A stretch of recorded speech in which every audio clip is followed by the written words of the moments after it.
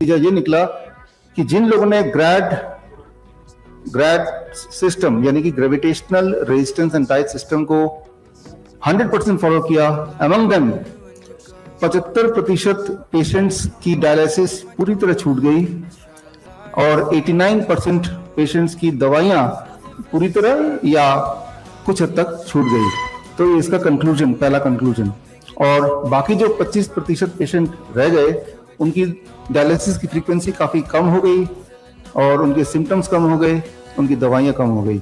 ये सारा नतीजा जो इस किताब में भी है और ये नतीजा श्रीधर यूनिवर्सिटी की टीम, दयानंद आयुर्वेदिक कॉलेज की टीम ने निकाला। तो ये एक सबूत है और इस सबूत के बेसिस पे हमें बड़ी खुशी है, बल्कि मेरे लिए आज का दिन बड़ा महत्वपूर्ण है, सबसे महत्वपूर्ण है क्योंकि आपने इसको ऑनर करके और पक्का कर दिया। तो thanks once again for the honorary doctorate. तो आज से पहले 2 बार और ऑनररी डॉक्टरेट मिल चुका है और उसके लिए मैं याद कर रहा हूँ आज से करीब 2017 में मेरा एक रिसर्च था, अभी मैंगो सीजन, आम का सीजन है, कि आम या मीठे फल अगर आप खाएंगे तो जो लोग डायबिटीज के पेशेंट अगर खाएंगे और पेट भर के खाएंगे, खासतौर पे सुबह सुबह खाएंगे, तो आपकी डायबिटीज क्योर हो सकती है, क्योर हो जाती है। तो ये मेरा प्रेजेंटेशन था लंदन में और उसके बेसिस पे अलायंस इंटरनेशनल यूनिवर्सिटी, जो कि लुसाका ज़ैम्बिया का यूनिवर्सिटी है और उस समय का सबसे बड़ा यूनिवर्सिटी था उस देश का, उन्होंने ऑनररी डॉक्टरेट दे दिया। 2017 की बात है। देने के 2 महीने बाद वही वाला प्रेजेंटेशन की आम जनता तक ये लाना था कि आम आपके डायबिटीज को बढ़ाता नहीं है, एक्चुअली घटाता है। और बड़ा सिंपल साइंस है, उसके अंदर जो मिठास है वो glucose the, that is mostly fructose, और फ्रुक्टोज जो है वो ब्लड में नहीं जा सकता, it can not go into the blood. तो क्योंकि वो ब्लड में जा ही नहीं सकता तो ब्लड का शुगर कैसे बढ़ाएगा। ग्लूकोज भी होता है लेकिन वो बहुत ही मामूली सा होता है। तो जो 100 साल तक एक झूठ चल रहा था कि भाई आम नहीं खाना, आम नहीं खाना, कितने सारे डायबिटीज पेशेंट आप में से भी कुछ होंगे कि सालों साल तक आम देखते रह जाते हैं, तरसते रह जाते हैं और खाते नहीं है। एक्चुअली जो चीज आपको ठीक कर सकती है उसी चीज को नहीं खाना, और वो इतनी बार बोल दिया गया है। याद रखिए, कोई भी एक स्टेटमेंट को हजारों बार हजारों लोग बोल दें हजारों तरीके से तो वो सच लगने लगता है, चाहे उसका कोई सबूत ना दे। जबकि इसका विपरीत ही ठीक है कि फल और खासतौर पे जो मीठे फल हैं, चीकू है, आम है, अंगूर है, ये सब अगर आप पेट भर के खाएं तो आपकी डायबिटीज चली जाएगी, और अगर नहीं है तो कभी होगी नहीं।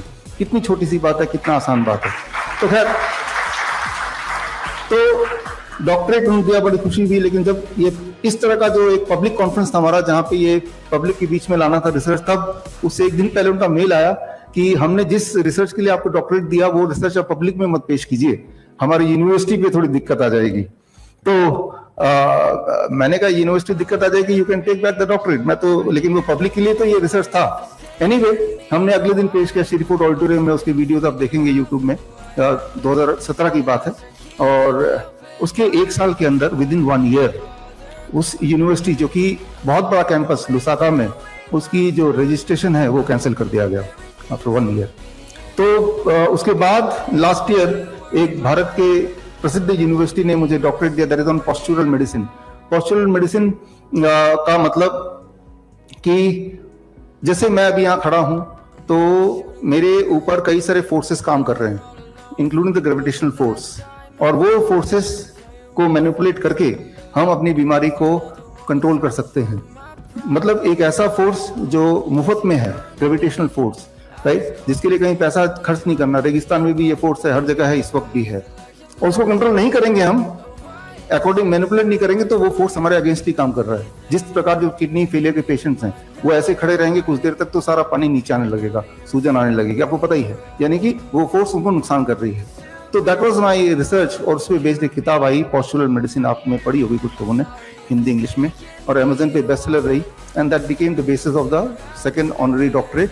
और खैर, उस यूनिवर्सिटी का नाम मैंने बताया नहीं और आज भी नहीं बताऊंगा, क्योंकि मुझे डर है कि वो यूनिवर्सिटी भी कहीं रजिस्ट्रेशन कैंसिल ना हो जाए।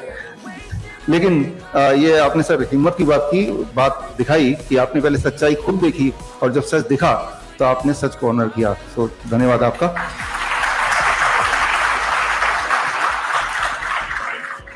तो अब एक सिंपल बात है कि ये सारी बातें आती कैसे है, कई हमारे मित्र लोग पूछते हैं कि आइडियाज कैसे आते हैं।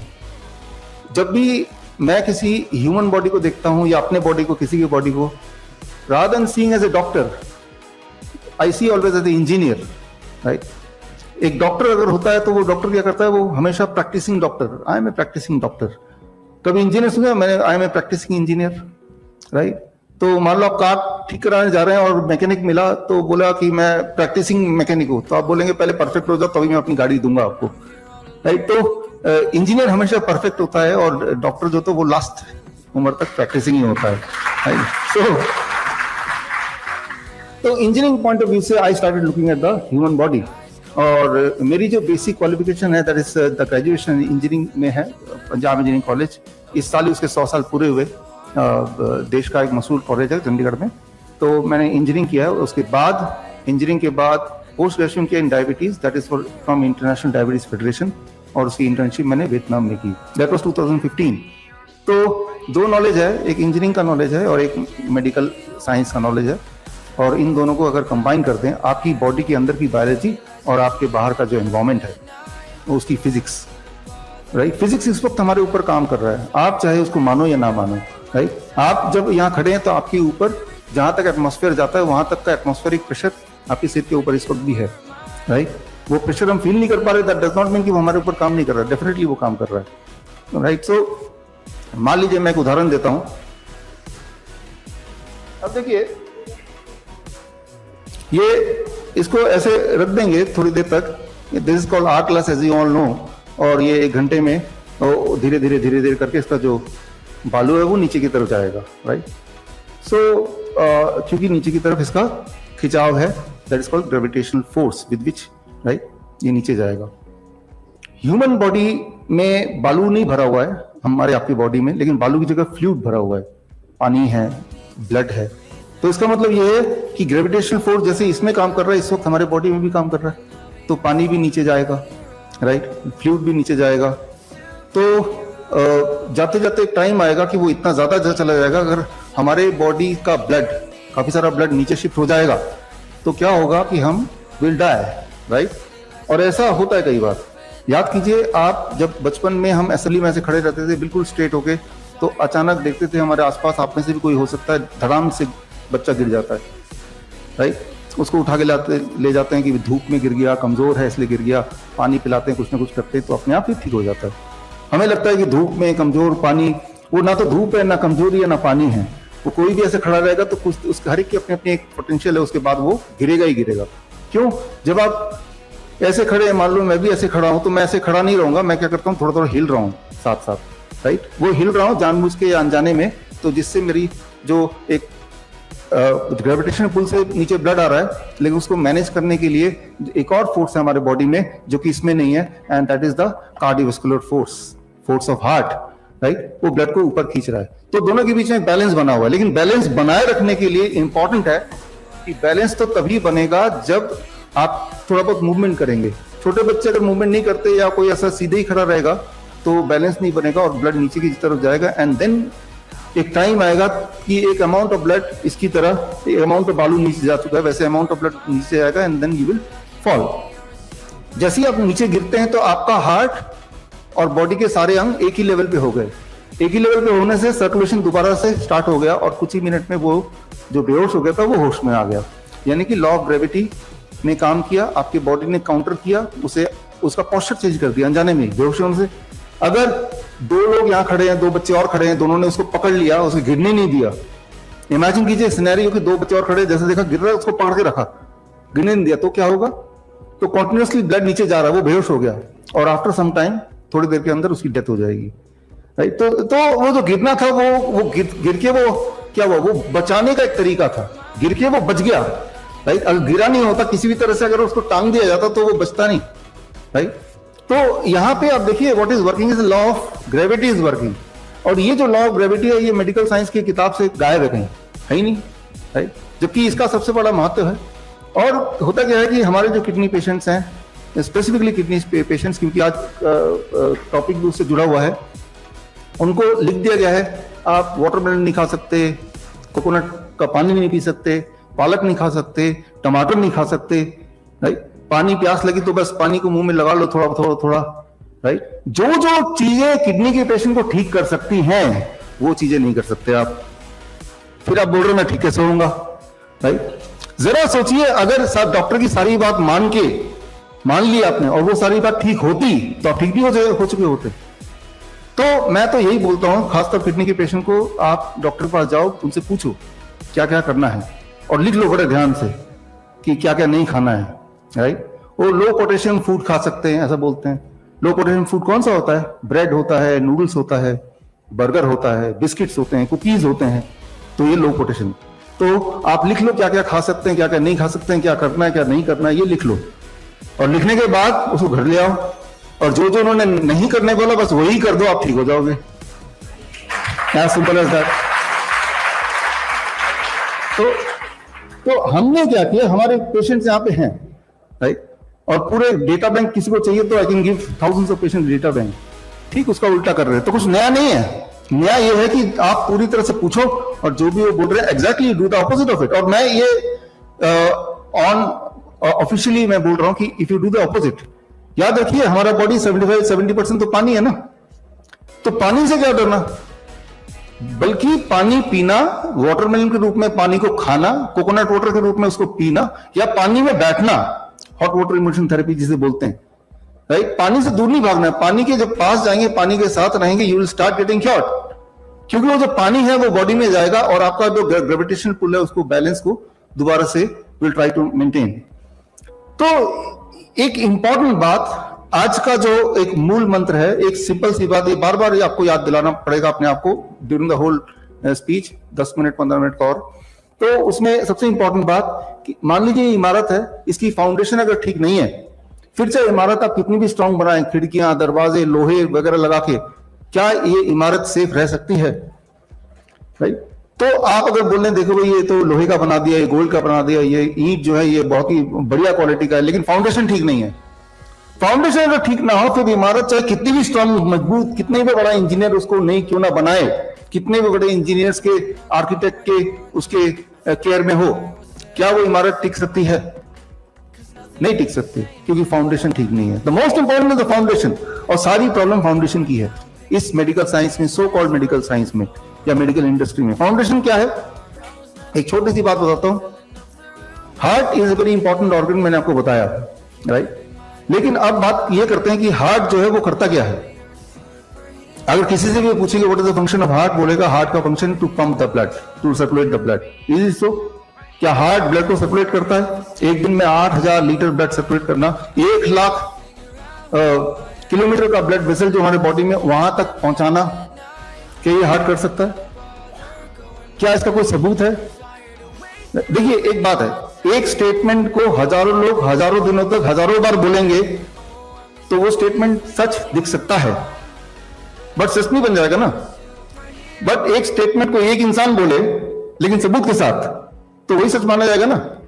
तो बचपन से अभी तक आपने जो भी चीज सुना वो एक बात है, लेकिन कुछ सबूत, राइट, अपने दिमाग को खोल के सबूत क्या कहता है, राइट। तो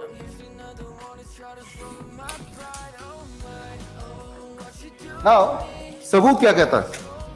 तो हार्ट के बारे में हम बात कर रहे हैं कि आपका जो हार्ट है अगर वो निकाल के यहां रख दें तो क्या हार्ट के पास इतनी पावर है कि हार्ट आपको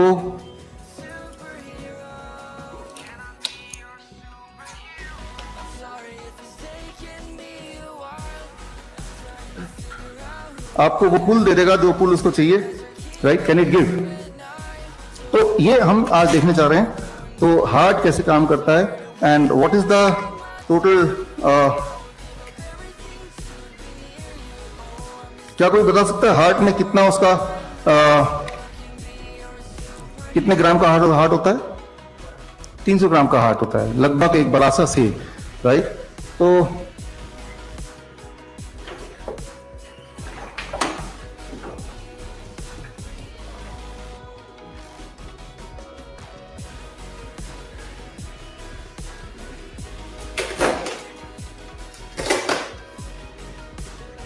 ये आप देखिए, this is the heart of the pig, right? ये इंसानी हार्ट के बिल्कुल करीब है। इंसान का हार्ट ऐसे ही कुछ होता है जो आप देख रहे हैं, राइट? और इसके अंदर, इस हार्ट के अंदर, ये आप देख रहे हैं, ये एओर्टा है और ये आप देख रहे हैं दिस इज अ, ये पल्मोनरी आर्टरीज हैं जो आगे लंग को कनेक्ट होती है, राइट। तो ये हार्ट है और इसके अंदर अगर आप कुछ ना कुछ ऐसे वॉल्स हैं जो इतने नाजुक हैं कि अगर मैं उंगली जोर से घुसाऊंगा तो वो उसमें छेद कर देगा, राइट।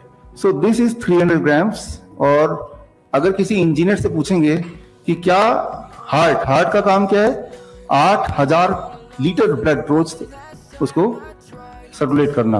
हार्ट का काम क्या है, हार्ट एक दिन में इतना काम करता है, उतना काम अगर हम इक्विवेलेंट करें 100 केजी का वेट 1 किलोमीटर ऊपर उठा देने में जितनी ताकत लगती है उतना काम इसका रोज का होता है। 1 लाख किलोमीटर तक ब्लड सर्कुलेट कर सकता है। तो ये तो मैजिकल हुआ, जादू ही हुआ। अब किसी इंजीनियर से पूछें आप कि इंजीनियरिंग साइंस इस पे लगा के देखो, क्या ऐसा हो सकता है, राइट। या जिन्होंने ये बोला कि हार्ट सर्कुलेट्स द ब्लड, क्या उन्होंने कोई सबूत दिया है, राइट। तो ये सारी चीजें हमें थोड़ा सोचने की जरूरत है। तो अब इसको अगर हम सोचें, इसके अंदर ब्लड जो जाता है, how much blood it goes in the heart, तो उसके लिए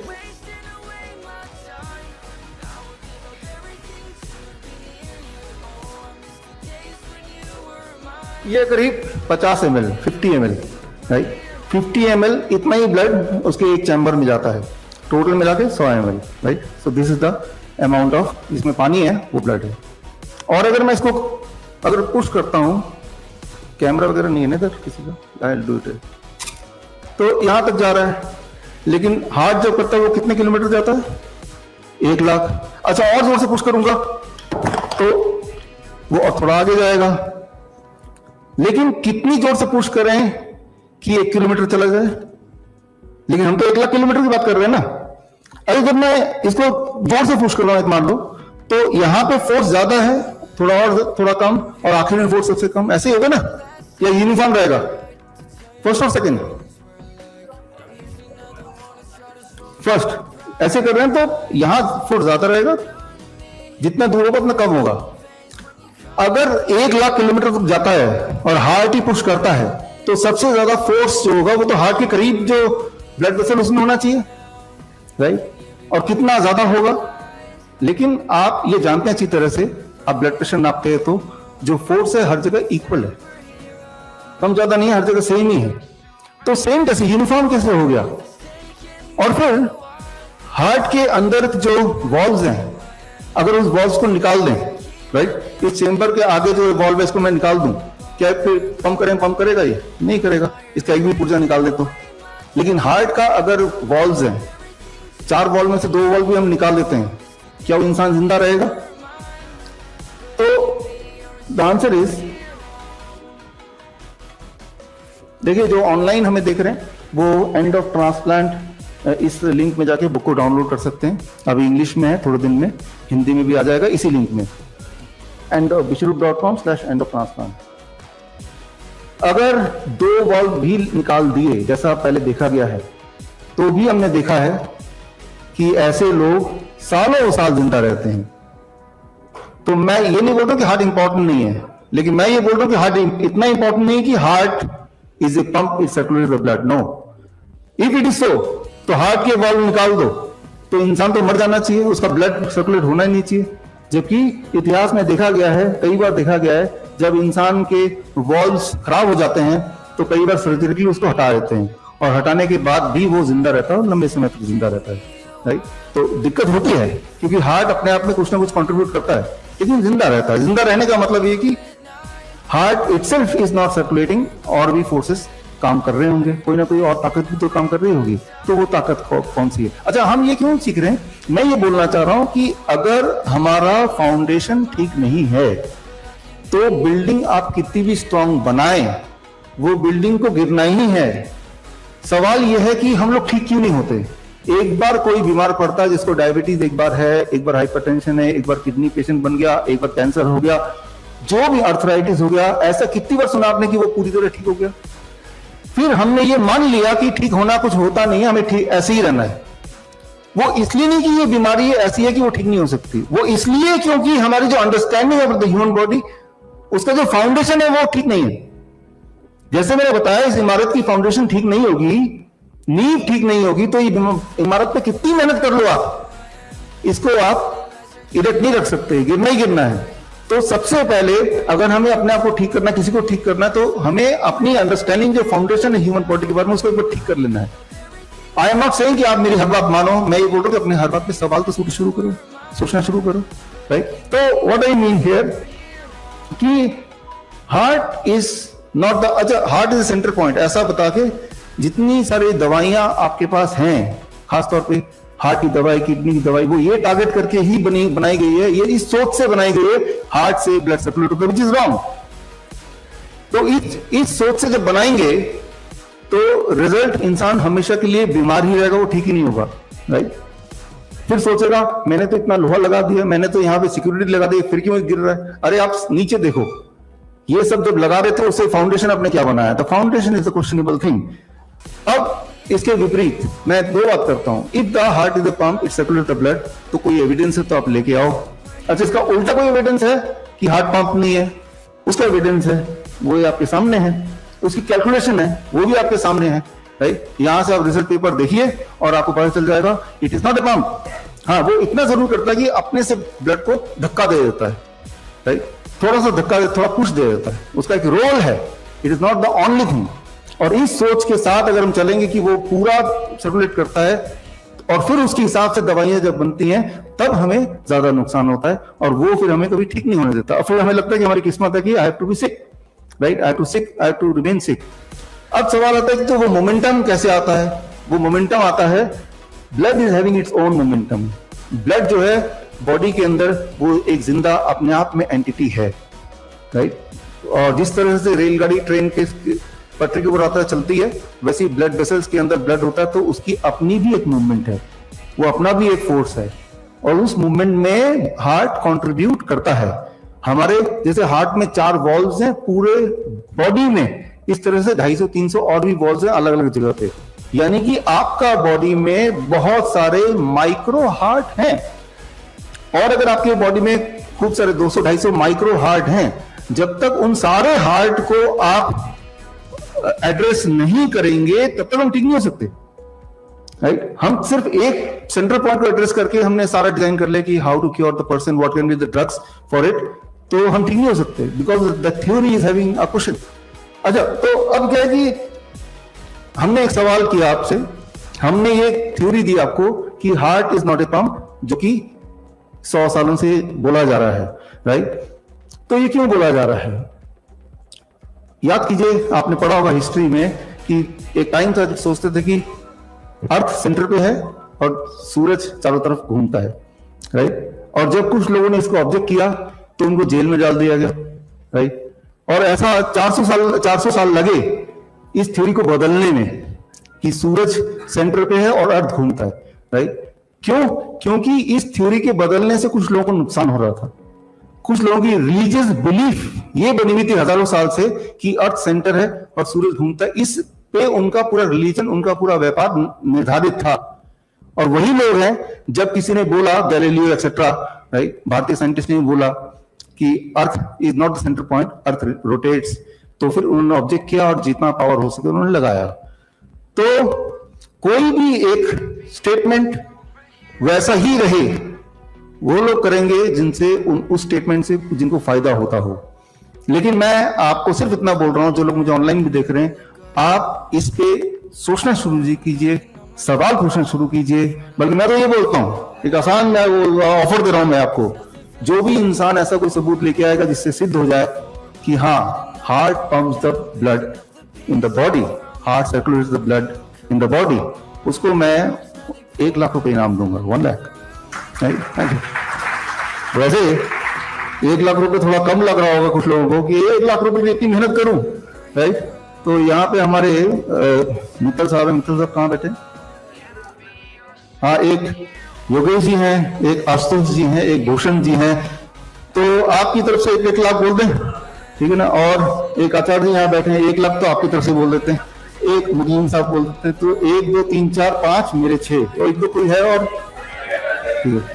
तो कुल मिला के मेरे जितने हाथ दिख रहे हैं सारे वीडियो में कैप्चर भी हो रहे हैं, मना भी नहीं कर सकते वो आप, राइट। तो कुल मिला के मैं देख रहा हूँ 20 हाथ तो कैप्चर हो ही होंगे, 2 और ठीक 20 यहीं पे हैं। तो ये सबको एक ऑफर है, कैमरा पीछे भी घूम रहा है और आगे भी घूम रहा है, कि करीब 25 लाख कर देते हैं, ठीक है ना। कोई मुकर भी गया तो इतने तो आ ही जाएंगे। अगर किसी ने प्रूव कर दिया कि heart circulates the blood in the body, he will get 25 lakh rupees, right. और हम, थैंक यू, हम अपने बात से कभी मुकरे नहीं है, आपको पता ही है ना, आप कभी मुकरेंगे। जो हमने कभी बोला था आज से 5 साल पहले भी, या कोविड के केस में भी आपने देखा, वैसा वैसा होता चला गया।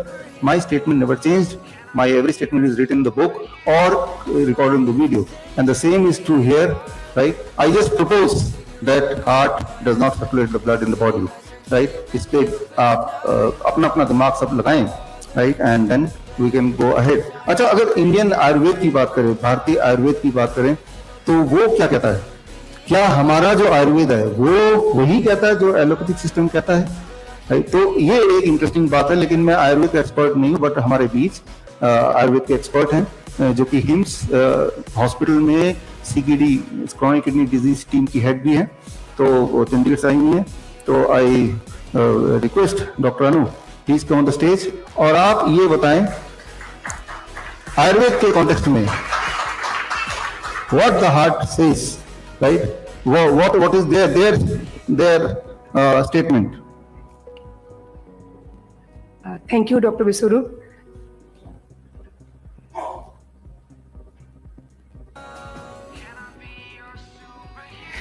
जैसे कि बड़ा इंटरेस्टिंग क्वेश्चन सबके सामने आया है कि इतने सालों से तो यही सोच रहे थे कि दिल ही है जो सारी सर्कुलेशन कर रहा है, पंप कर रहा है, और सडनली ये सवाल सामने आ गया कि क्या हार्ट पंप है भी या नहीं। तो इसके पहले कि मैं अपना जो आयुर्वेद का पर्सपेक्टिव है वो आप सबके सामने रखूं, मैं आप लोगों से एक सवाल पूछना चाहती हूँ। बाहर हम जो भी देख रहे हैं वहां पर मूवमेंट होती है, तो वो मूवमेंट्स किसकी वजह से संभव है? हम बाहर 5 एलिमेंट्स से बोलते हैं ना, पूरा यूनिवर्स बना हुआ है। एयर, अगर एयर नहीं हो तो क्या कुछ भी इधर से उधर मूवमेंट, मेरी आवाज भी आप तक नहीं जा सकती, देयर विल बी वैक्यूम। तो आयुर्वेद हमें यह सिखाता है, प्रकृति ने बनाया है बिल्कुल वही सेम हमारे शरीर के अंदर, एग्जैक्टली लाइक दैट, वो सारे फंक्शंस बिल्कुल उसी तरह से होते हैं, और उसी तरह से ही हमारे अंदर भी वो 5 एलिमेंट अपना अपना काम करते हैं। चलिए सब्जेक्ट पे वापस आते हैं, फिर देखेंगे कि जो स्टेटमेंट मैंने अभी दी है वो कैसे हमारे आज के टॉपिक के साथ में मैच करती है। सो हृदय, जिसको हम लोगों ने शायरियों में सुना है, हृदय इज अ वर्ड जिसको ज्यादातर हार्ट के साथ में कोरिलेट किया जाता है। आयुर्वेद में जब हमें सर्कुलेशन के बारे में पढ़ाया जाता है तो उसमें यही वर्ड है जो सबसे पहले आता है। शुरू करेंगे ऋग्वेद से, जो सबसे पहला ग्रंथ माना गया है। ऋग्वेद से लेके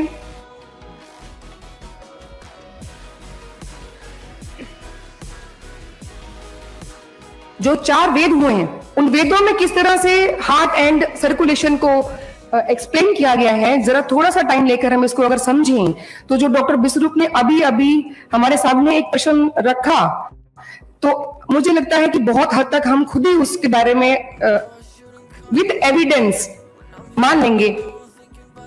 आयुर्वेद में हृदय वर्ड को एक एनाटॉमिकल, फिजियोलॉजिकल एंड साइकोलॉजिकल, इस तीनों प्लेन्स में एक्सप्लेन किया गया है। It is not just a mechanical thing, it is not just a mechanical thing. क्योंकि अगर हम इसकी डेफिनेशन या उसकी जो एक्सप्लेनेशन है कि वो कैसा दिखता है, उसमें क्या क्या होता है, क्या क्या काम होते हैं, आज हमने क्योंकि मॉडर्न साइंसेस की जो सो कॉल्ड बुक्स हैं उसमें भी पिक्चर्स या जैसे कैसे भी वो दिखा के हमें समझा दिया गया, तो क्वेश्चन ये उठता है कि क्या इतने वर्षों पहले लिखे हुए शास्त्रों में वो सारी बातें उन लोगों को मालूम भी थी कि नहीं थी। तो देखिए आपके सामने श्लोक है, उस श्लोक में, ये श्लोक अथर्ववेद संहिता के वॉल्यूम 2 में पेज नंबर 32, उस पर दिया हुआ है। इसमें लिखा गया है कि हार्ट दिखता कैसे है, उसकी शेप कैसी होती है। ये देखिए, तैत्तरीय उपनिषद में भी ये एक्सप्लेन किया गया कि एक जो कमल के फूल की बड होती है, उसको अगर हम उल्टा कर देते हैं तो हार्ट बिल्कुल उस तरह का दिखाई देता है। ये आज से हजारों वर्ष पहले लिखे गए शास्त्रों में, ग्रंथों में ये बताया गया। आज तक हम उनको पढ़ के उससे समझ सकते थे, लेकिन बड़े ही सिस्टमेटिक वे से वो सारा कुछ जो है हमसे दूर कर दिया गया ताकि हम उसको समझ ही ना पाए, और जो वो हमें बताना चाहते हैं वही हम समझ पाए।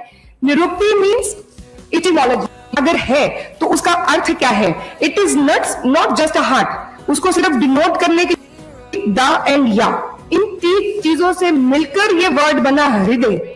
और अगर हम इसको समझें, हरि धातु संस्कृत का एक वर्ड है जिसका मतलब या दिल है, या किडनी है, या लीवर है, या सेरिबेलम है, या सेरिब्रम है, हम ये हैं।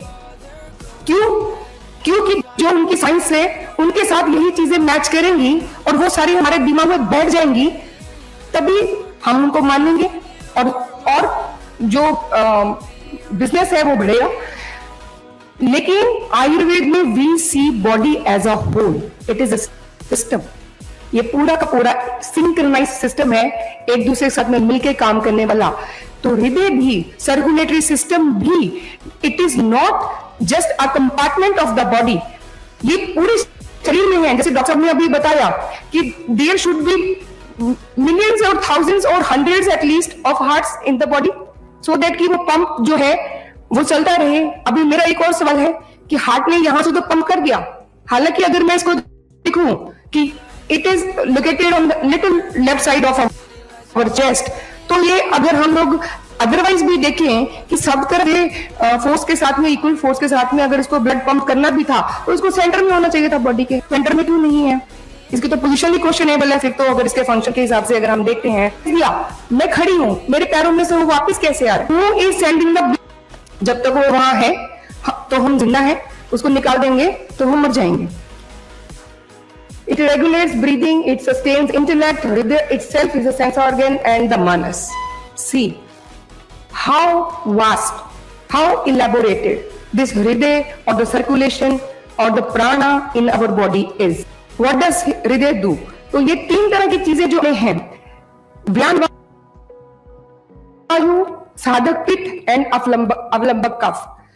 अब ये तीन चीजें हमें ग्रीक लग रही होंगी कि ये सब है क्या।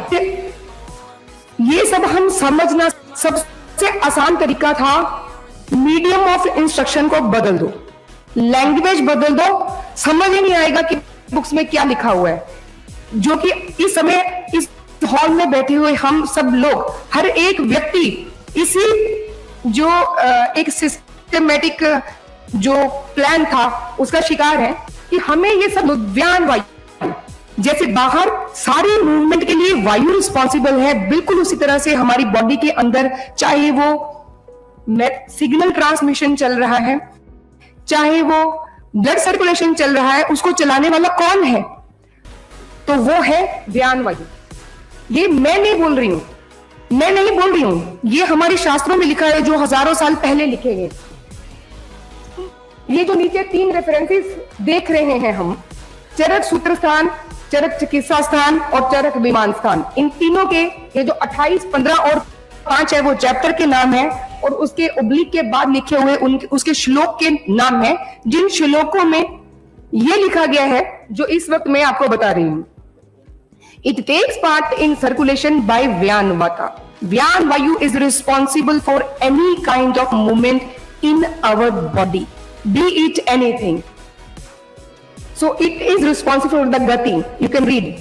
And ये जो 4 तरह की मूवमेंट्स लिखी गई हैं, away from the body, towards the body, transverse direction, whatever.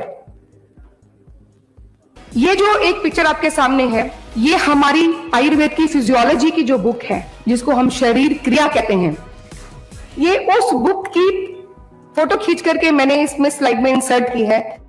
इसमें ये क्लियरली लिखा हुआ है, with so much of precision it has been written in the books of Ayurveda that Vyan Vayu is the one which is responsible for circulation of the blood in our body. It is the one who takes the blood from upward to downward, from down to upwards, to the transverse direction also, wherever it has to go, wherever it should be going. ये book में लिखा हुआ, ये मैं नहीं कह रही हूँ. सूक्ष्म समता अगर हम बात करें, सूक्ष्म समता में उन्होंने फिजियोलॉजी ऑफ सर्कुलेशन को और भी फर्दर इलेबोरेट करके लिखा.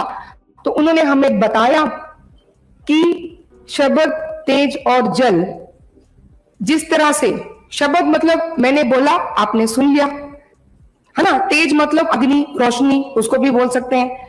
इधर से लाइट ऑन करी, पूरे कमरे में लाइट हो गई.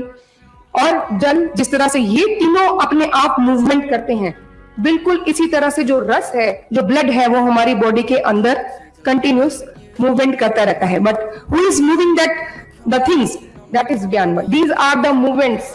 सारी डायरेक्शंस में उन्होंने डायरेक्शंस भी मेंशन की हुई है सारे. ये सुश्रुत, आचार्य सुश्रुत ने सुश्रुत संहिता में लिखा, जो कि first surgeon of the world माने गए हैं. This is a pit which resides in our heart. जो इसके फंक्शंस हैं, यानी कि it is responsible for the intellect. We think with our heart, not with brain.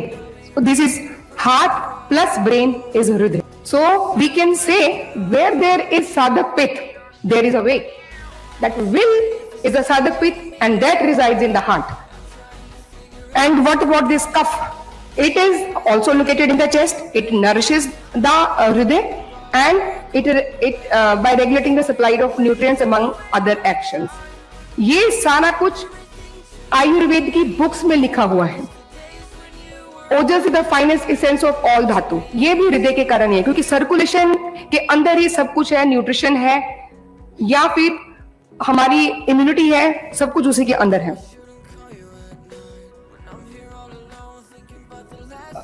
Yes. So basically it is not heart, it is a pranavaha srotas which is responsible for circulation of blood in our body, and the Vyan Vayu which keeps it moving all the time. Psychologically also, as we have discussed earlier, ये सारा कुछ यहां दिखाने का मेरा जो purpose है वो ये है कि कितने प्रिसीजन के साथ में और कितने थॉरली ये हमारे शास्त्रों में ऑलरेडी एक्सप्लेन्ड था, लेकिन क्योंकि हम उस लैंग्वेज को नहीं समझते, इसलिए ये सब भी हम भूल गए और हमें वही याद है जो हमें अभी पढ़ाया जा रहा है. ये देखिए कि भेल संहिता में, भेल संहिता का ये रेफरेंस नीचे लिखा हुआ है, पेज नंबर 89. चौखंबा भारती की भेल संहिता अगर आप लेके पढ़ेंगे, उस पर ये फिजियोलॉजी ऑफ सर्कुलेशन लिखी गई है, जिसमें ये लिखा हुआ है कि it flows from the heart and then to all the places through veins it get again reaches the heart. ये कुछ रिसर्च पेपर्स के रेफरेंसेस भी हैं, आप लेना चाहे तो ये भी ले सकते हैं, जिसमें बड़ा थॉरोली इसके बारे में रिसर्च किया गया कि क्या हार्ट है जो पंप है. So here is the answer. Hridaya is not just a pump, it is Vyan Vayu which is responsible for rhythmic circulation in all the directions. This is all written in our text, Dr. Biswarup, जो अभी आप मान तो मुझे लगता है 25 लाख रुपए मुझे मिलने चाहिए. Thank you so much. 25 lakh रुपए उसको मिलेगा जो ये साबित करेगा कि heart is a pump, right. तो आपको नहीं मिल पाएगा. तो बट थैंक्स, आपने इलॉबरेटली एक्सप्लेन किया, और वो जो उसमें रेफरेंसेस हैं, वो रेफरेंस में आप जाके थोड़ा और खुद भी रिसर्च कर सकते हैं. यही पर्पस था उसका करने का. तो यहाँ पे हम इसकी बात क्यों कर रहे हैं, बिकॉज ये हमारा फंडामेंटल है जिस पे आधारित है सारी दवाइयाँ. फिलहाल तो जो दवाइयाँ आप खा रहे हैं, एलोपैथिक दवाइयाँ, वो इस फंडामेंटल पे निर्धारित है, हार्ट इज अ पंप. मैं आपको उदाहरण देता हूँ कि फंडामेंटल को अगर हम सिंप्लीफाई करें, अभी तक जो भी आपने समझा उसको अगर एक ही स्लाइड में सिंप्लीफाई करें, हाउ इट विल बी.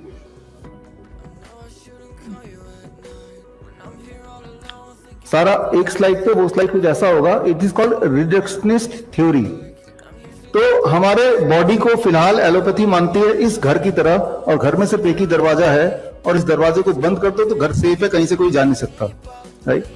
आप देखिए जितनी सारी दवाइयां आप लेते हो, उसका नाम आप सुनेंगे, नाम भी ऐसे ही कुछ है, right. Beta blocker, right. Alpha channel blocker, calcium channel blocker, ACE inhibitor. तो इसको हिंदी में ट्रांसलेट कीजिए, ब्लॉकर, रोक दो, जाने मत दो, यही कुछ निकलेगा, राइट.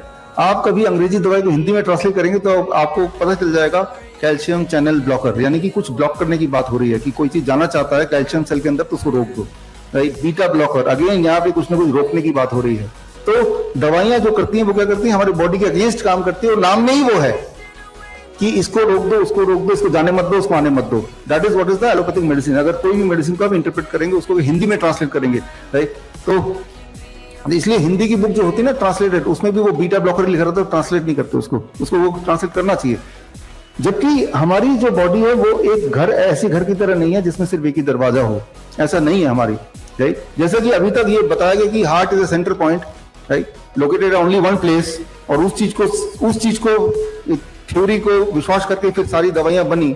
तो वो दवाइयां, राइट, तो आपने थ्योरी ये बनाई कि हमारे घर में एक ही दरवाजा है, उस घर में कितनी भी सिक्योरिटी लगा दें लेकिन चोरी होती रही, इसका मतलब दरवाजा और भी है लेकिन हमने ध्यान एक ही पे दिया, राइट। हार्ट और भी है पूरे बॉडी में लेकिन हमारा फोकस एक ही जगह पे है, तो इसका मतलब हम ठीक नहीं हो सकते। हमारी जो बॉडी है, जैसे कि आयुर्वेद में भी बोला है, अभी आपने सुना, वो कुछ इस तरह से है, होलिस्टिक अप्रोच। मतलब कि हमारे बॉडी में बहुत सारे खिड़की दरवाजे हैं, हजारों तरह के हमारे बॉडी में हार्ट्स हैं पूरे बॉडी में। तो अगर आपको ठीक करना है तो आपको अपने बॉडी की एक एक सेल को आपको एड्रेस करना पड़ेगा, सिर्फ किसी पिन पॉइंट सेल को नहीं करना पड़ेगा। एक बात समझिए आप, दवाई कैसे काम करता है, हमारे हर सेल में रिसेप्टर होते हैं। रिसेप्टर क्या है, जैसे ये ताला है और इसकी चाबी क्या है, यहाँ पे चाबी के लिए होल है, इस होल को आप रिसेप्टर बोल सकते हैं। हर सेल में ऐसे रिसेप्टर बहुत सारे होते हैं। दवाई क्या है, वो एक च्युइंगम की तरह है। अगर मैं च्युइंगम लेके यहाँ लगा दूं तो क्या चाबी से खोल लेंगे आप? नहीं। तो मैंने क्या किया, ब्लॉक कर दिया, बीटा ब्लॉकर, राइट। तो उसने बीटा ब्लॉकर ऐसे ऐसे रिसेप्टर को ब्लॉक कर दे जिसके बाद हार्ट उतनी मजबूती से काम नहीं कर पाएगा, तो ब्लड प्रेशर तो कम हो जाएगा लेकिन आपका हार्ट भी कमजोर हो जाएगा। तो ये है द काइंड ऑफ मेडिसिन जो मेडिसिन का काम है। तो वो आपके हार्ट को कमजोर करके फिर ब्लड प्रेशर घटाता है, क्योंकि वो होलिस्टिक अप्रोच नहीं है। अप्रोच क्या है, रिडक्शनिस्ट अप्रोच। ये दिमाग में बिठा दिया कि हार्ट एक सेंटर पॉइंट है और दिक्कत एक ही जगह होती है। जबकि जब आप बीमार पड़ते हैं तो एज ए होल आप बीमार पड़ते हैं, आपका कोई ऑर्गन बीमार नहीं पड़ता, it is a whole thing. Pain कोई एक जगह हो सकता है लेकिन your organ, right, your whole body is sick. अगर आप ये थ्योरी लेके चलें तो आप ठीक कर सकते हैं अपने आप को। अगर आप एक पिन पॉइंटेड थ्योरी लेके चलेंगे जैसा कि अभी तक है तो फिर दिक्कत होगी। तो हमें क्या करना पड़ेगा, instead of taking the medicine which pin points, right, which decides कि ये प्रॉब्लम सिर्फ इस जगह की है, इस प्रॉब्लम इस जगह की है। आपको होलिस्टिक, जब भी कोई प्रॉब्लम है आपको, तो आपके बॉडी के हर सेल को प्रॉब्लम है, हर सेल को साथ में लेना पड़ेगा उसको ठीक करने के लिए। बॉडी के हर सेल को साथ में हम कैसे ले सकते हैं अपनी किसी भी प्रॉब्लम को ठीक करने के लिए? हम सोल्यूशन की बात कर रहे हैं। अब अगला 2-3 मिनट मैं सोल्यूशन की बात कर रहा हूं। तो हमें सारे सेल्स को क्यों लेना पड़ेगा, ये अभी तक का जो हमने डिस्कस किया उससे क्लियर हो गया कि क्योंकि हमारा डिसइंटीग्रेटेड है हमारी सारी ताकत, हमारा हार्ट भी डिसइंटीग्रेटेड है, पैरों में भी, हर जगह ही है, तभी जाके हम सारा कुछ सर्कुलेट हो रहा है।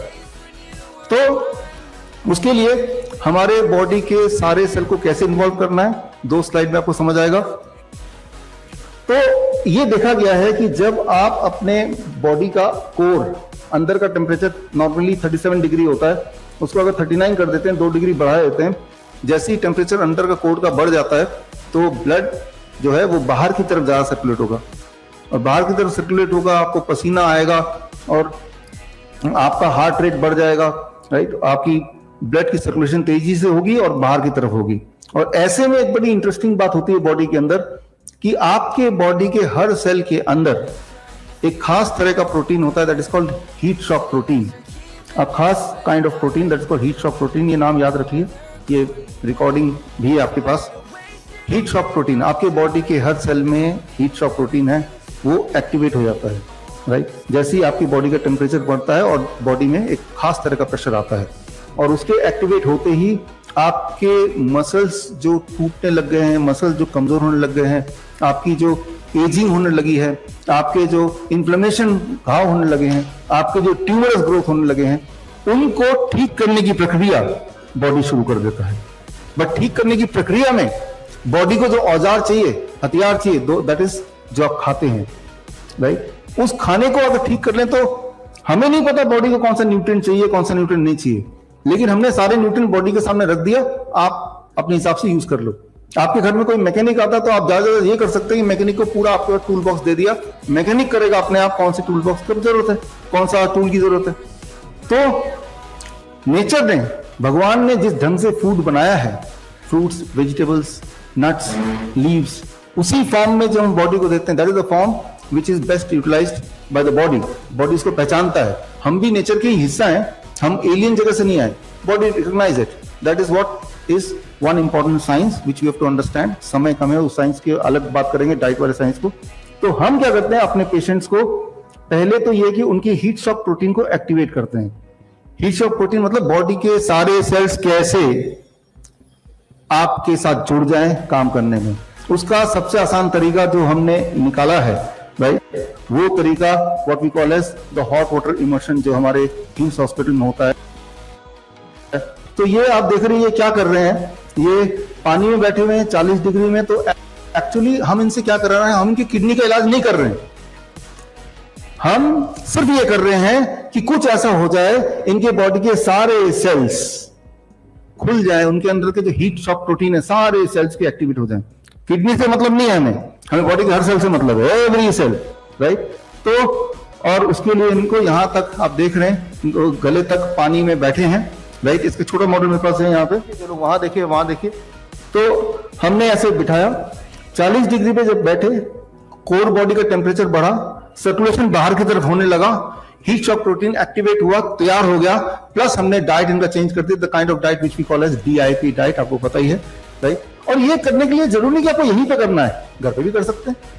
ड्रम के अंदर देखिए, राइट, आप घर पे बैठ के कीजिए, और महंगा नहीं है, सस्ता है, घर पे उल्टा और सस्ता है, राइट। तो ये देखिए किडनी का इलाज हो रहा है इनका, वो भी घर बैठ के। तो आप जहां भी रहते हैं, आपको सिर्फ इतना करना है कि आपको ऐसा जुगाड़ करना है कि आपके बॉडी के सारे सेल्स खुल जाएं। उसके लिए 40 डिग्री टेम्परेचर पे, ये फ्रिज का, पुराना फ्रिज के अंदर बैठे हुए हैं।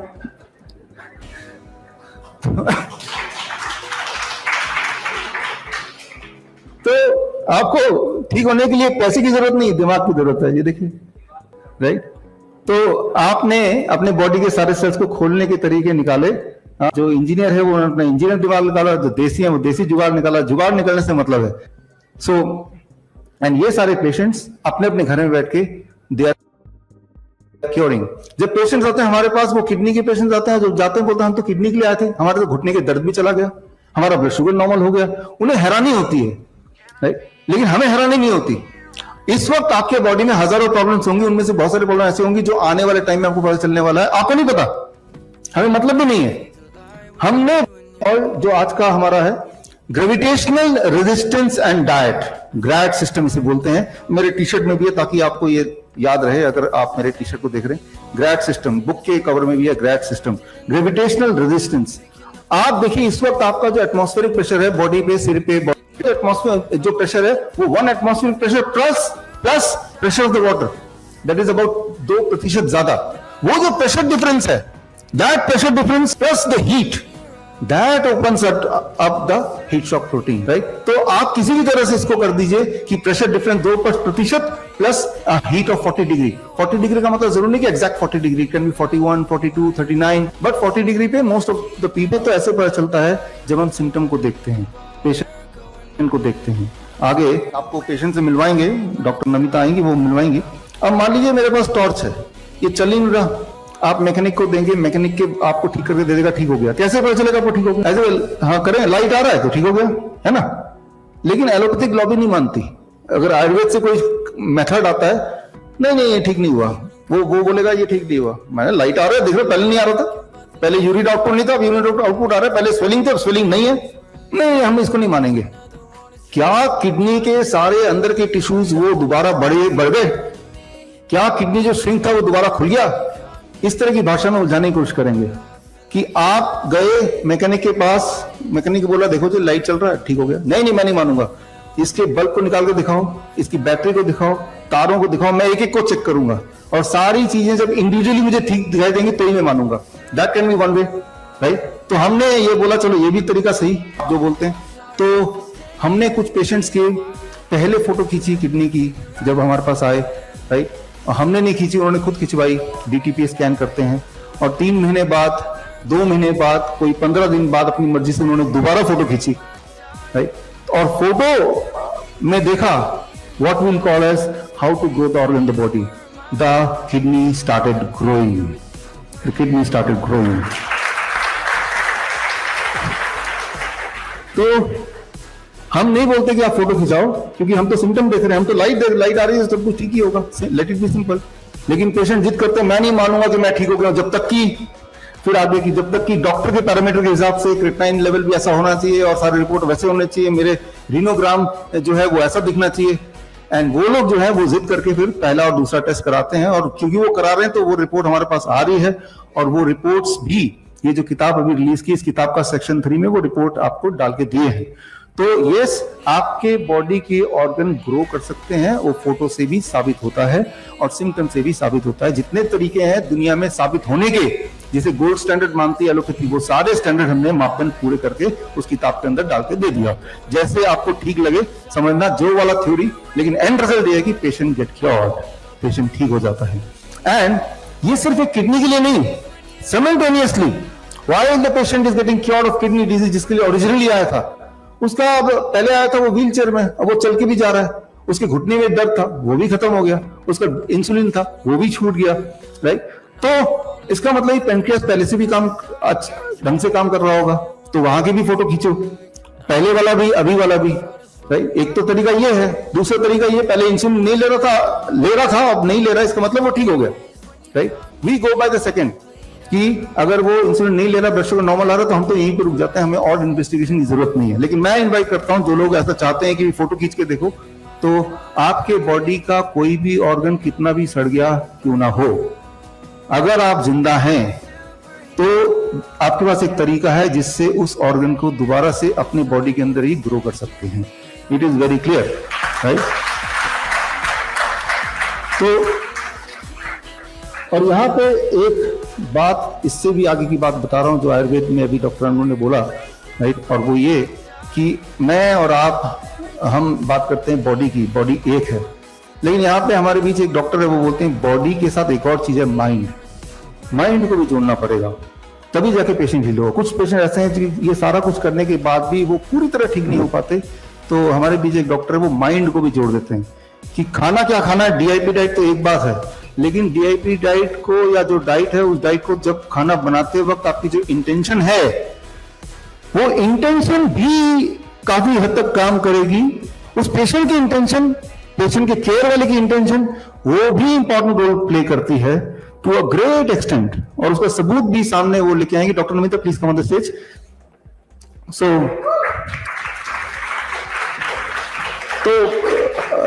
डॉक्टर नमिता कभी नहीं बताएगी, मैं बता दूं कि जब डॉक्टर नमिता की पेशेंट्स यहाँ पे आए, आज हमारे बीच में है, वही इंट्रोड्यूस करेंगे इन पेशेंट्स को, तो डॉक्टर नमिता को चिंता होगी कि यहाँ जो खाना मिलेगा, जो हम सबको मिलेगा, खाने का फूड कूपन आपके बुक के फ्रंट में है, कूपन से, राइट। तो पता नहीं वो किसने बनाया, किस इंटेंशन से बनाया, तो कम से कम अपने पेशेंट की जो खाना है वो अपने हाथ से बना के लाइए आज, राइट। तो जो अगर डॉक्टर नमिता के हाथ का खाना बनाना पड़ेगा, तो उनका खाना चाहते हैं तो उनका पेशेंट बनना पड़ेगा। But anyway, so over to doctor Namita and you take it over from here. तो अभी तक हम बात कर रहे थे बॉडी की, अब थोड़ा और आगे चलते हैं। की सनी लियोनी की मूवी देख के चेस्ट की मसल स्ट्रांग हो सकती है, तो हम लेडीज की सनी देओल को देख के हमारे इंटेस्टाइन की मसल क्यों स्ट्रांग हो गई। बस हम लोगों ने चैटिंग करना शुरू कर दिया सनी देओल के बारे में, और 5 दिन के अंदर अंदर उसकी 5 साल की बीमारी गायब हो गई। और उसका इस तरह से मैंने माइंड का परसेप्टिव बदला कि अभी उसका फोन आता है, मैम आज मैंने कांजी पी, बीटरूट की, लूज मोशन हुए 5, मेरे को लग रहा है टॉक्सिन सारे फ्लश आउट हो गए, मेरे इंटेस्टाइन बिल्कुल ठीक है। तो ये कॉन्सेप्ट है कि उनका माइंड सेट कर दिया कि सिम्टम्स से घबराना नहीं है भाई, सिम्टम्स तो आपके फ्रेंड्स हैं, दे जस्ट टेल यू कि मतलब कि कुछ गड़बड़ है बॉडी में, just work on the root cause. और माइंड को स्ट्रॉन्ग करना, जैसा माइंड को करोगे वैसे ही बॉडी चलने लगेगी। तो दिसंबर की बात है, दिसंबर में मैंने डॉक्टर बीआरसी को ज्वाइन किया। तो मैं सोच रही थी कि इंजीनियरिंग कॉलेज का एक लड़का, पता नहीं क्या जादू है कि बड़े से बड़े मेडिकल फील्ड के डॉक्टर्स को भी इसके सामने पानी भरते हैं। तो मैंने भी सोचा कि जिनको स्टडी करके देखते हैं कि इनका सक्सेस का राज क्या है। तो मैंने देखा कि ही इज वर्कोहॉलिक, कर्म योगी हैं, सबसे पहले ऑफिस में आना, सबसे बाद में ऑफिस से जाना, पूरे टाइम ये सिर्फ किताबों में ही घुसे रहते हैं कि किसी तरह से बस किसी की कोई मदद मिल जाए। इनको कोई बात करनी हो ना तो बोलते हैं 2 मिनट में फिनिश करो, 2 मिनट में 5 सेंटेंसेस में इसका जवाब दे देना। मैंने कहा यार सन की हो, टाइम ही नहीं है, कभी कोई मीटिंग करनी है पोएम के बारे में, हाँ अगले महीने बात करेंगे, अभी मैं बहुत बिजी हूँ, इस हफ्ते ये वाली कॉन्फ्रेंस है, उस हफ्ते वो वाली कॉन्फ्रेंस है, बस इनका यही चलता रहता है। जब देखो बस काम काम काम, उसके अलावा इनको कुछ दूजा नहीं सूझता। और दूसरा मैं ये बोलना चाहती हूँ कि बीआरसी सर के प्लेटफॉर्म पर आकर मेरे को सबसे अच्छा ये लगा कि यहाँ पर ये किसी साइंस की बुराई नहीं करते। जैसे मैं एलोपैथिक डॉक्टर हूँ बट बहुत रेस्पेक्ट मिलती है, और बोलते हैं कि जो भी आपको साइंस आती है आप उसको अप्लाई कर सकते हैं, कोई प्रॉब्लम नहीं है। इनका एक ही मोटो है कि बस मरीज ठीक होना चाहिए। तो that is a wonderful thing about him कि बस मरीज ठीक होना चाहिए, बाकी किसी चीज से फर्क नहीं पड़ता। So today I feel proud to present some of doctor BRC's patient, जिनको हमने 1 महीने में ही, जब बहुत दिन से ये लोग ग्राफ वगैरह सब कुछ कर रहे थे, फॉलो कर रहे थे, बट किस तरह से इन लोगों को जिंदा दिली से इनकी बीमारी से हम मुझसे चला नहीं जाता था, खड़ा नहीं हो पाता था मैं। वहाँ मैं गया, मेरा इलाज वहाँ चालू हुआ, तो मेरी वहाँ 3 फरवरी को पहली डायलिसिस हुई। उसके बाद 8 दिन तक मुझे किसी भी डायलिसिस की कोई आवश्यकता नहीं पड़ी, और मैं उससे पहले मेरी हफ्ते में 2 डायलिसिस हो रही थी, हफ्ते में 2 डायलिसिस चल रही थी मेरी लगातार। मगर वहाँ मैं 40 दिन जब रहा तो मेरी डायलिसिस की फ्रीक्वेंसी धीरे धीरे कम होती चली गई। और फिर उसके बाद मैं जब वहाँ से आया तो बीआरसी सर की टीम ने मुझे ऑनलाइन फॉलो किया, और 4 अप्रैल 2022 को मैं नमिता मैम के ग्रुप में ऐड हुआ। वहाँ से मेरा मनोबल काफ़ी बढ़ा। उन्होंने इतना इंक्रीज किया, उनका तरीका इतना अच्छा था कि वो कहती थी कि आप नाचिए, कूदिए, खेलिए, खुश रहिए। आप सुबह 4 बजे उठना, ब्रीथिंग एक्सरसाइज करना, जमीन से जुड़ना, सूर्य में बैठना। उन्होंने इतना इंक्रीज किया कि एक दिन उन्होंने ये डिसाइड किया, घोषणा की कि जो सबसे पहले अपनी रिपोर्ट्स नॉर्मल लाएगा मैं उसे आईफोन गिफ्ट करूंगी।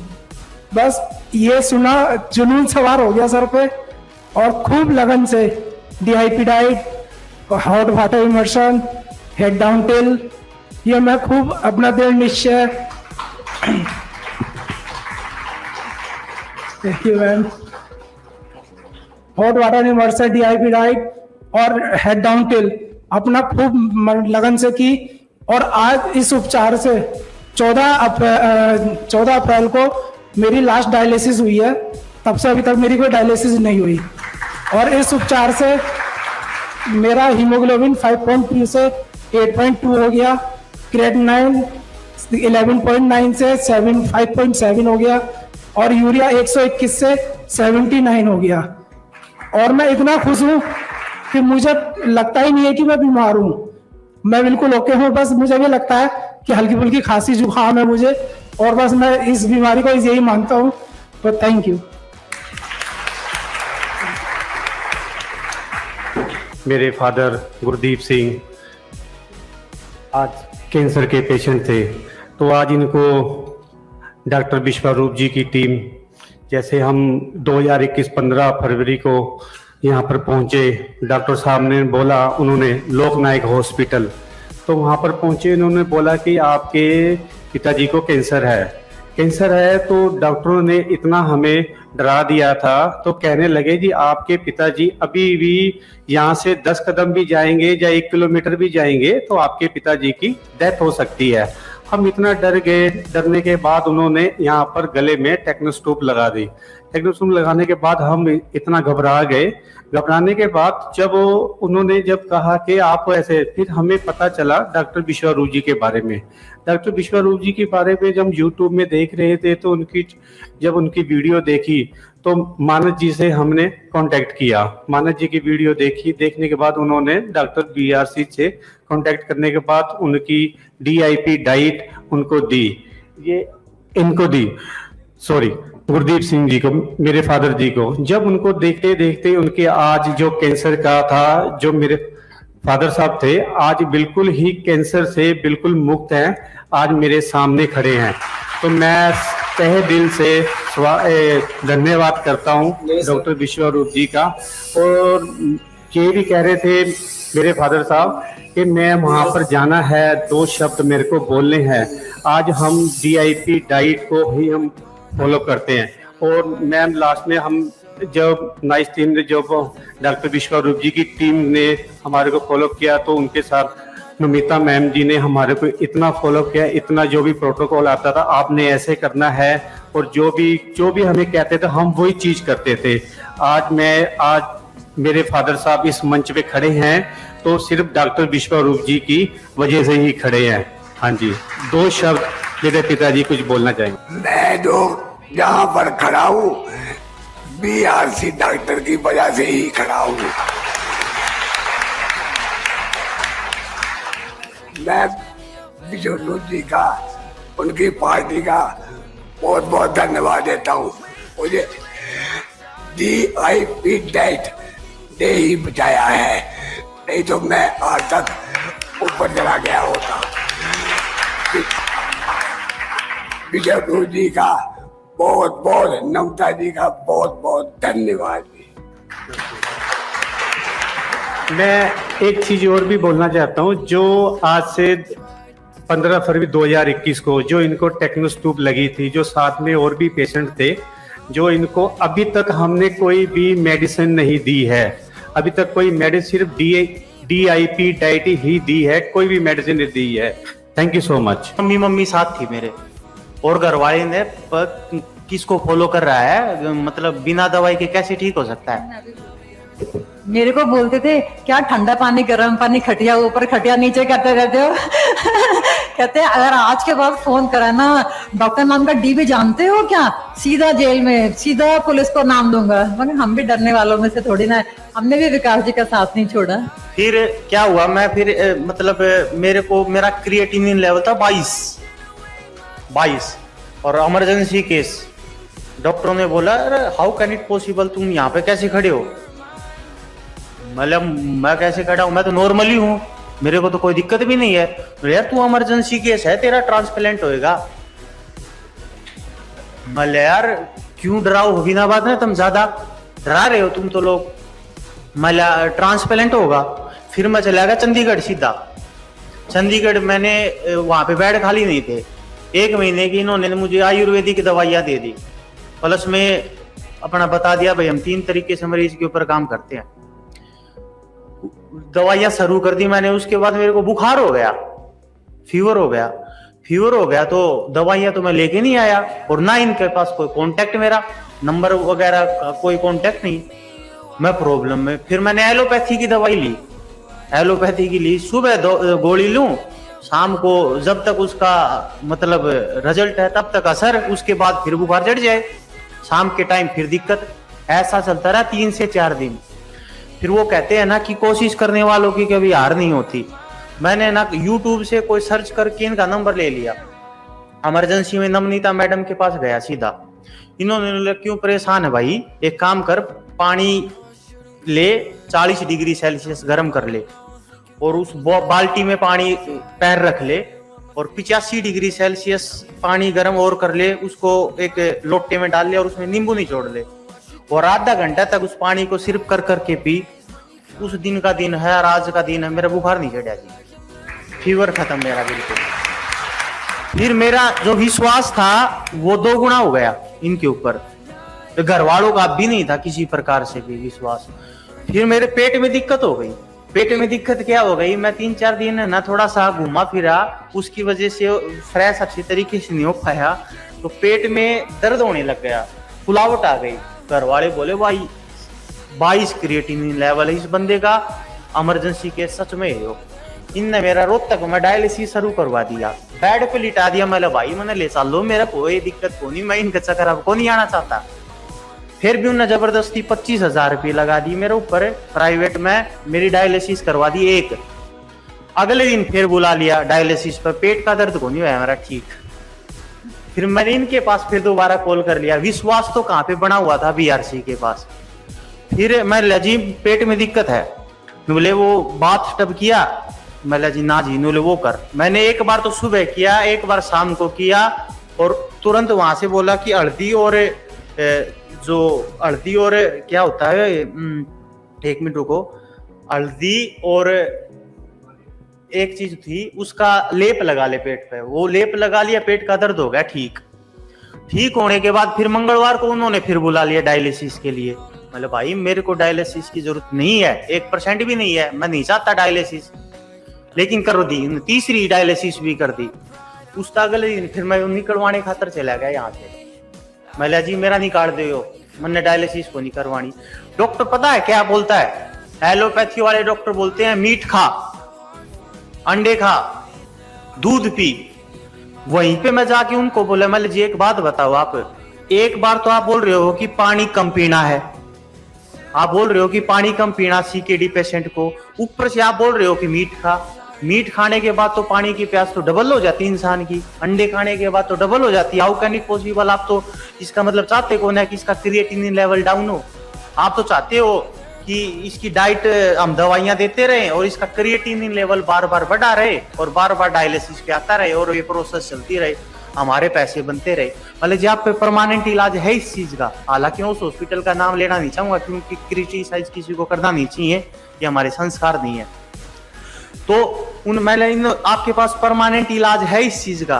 बोले नहीं, हमारे पास तो 2 इलाज है, या तो डायलिसिस या ट्रांसप्लांट। मतलब जी फिर एक बात बताओ ना, मैं आपको पैसे भी पूछ दूं और आखिरी में मरना ही है, मतलब क्यों बिना बाद में पैसों की बीसी तीसी करवा रहे हो? जब मरना ही है तो मर जाएंगे। जब बेड पे लेट भी गया था ना, ये निकलवा भी रहा था, तो भी उन्होंने एक बार फिर आखिरी बार डराने की कोशिश की, बोले मर सकता है।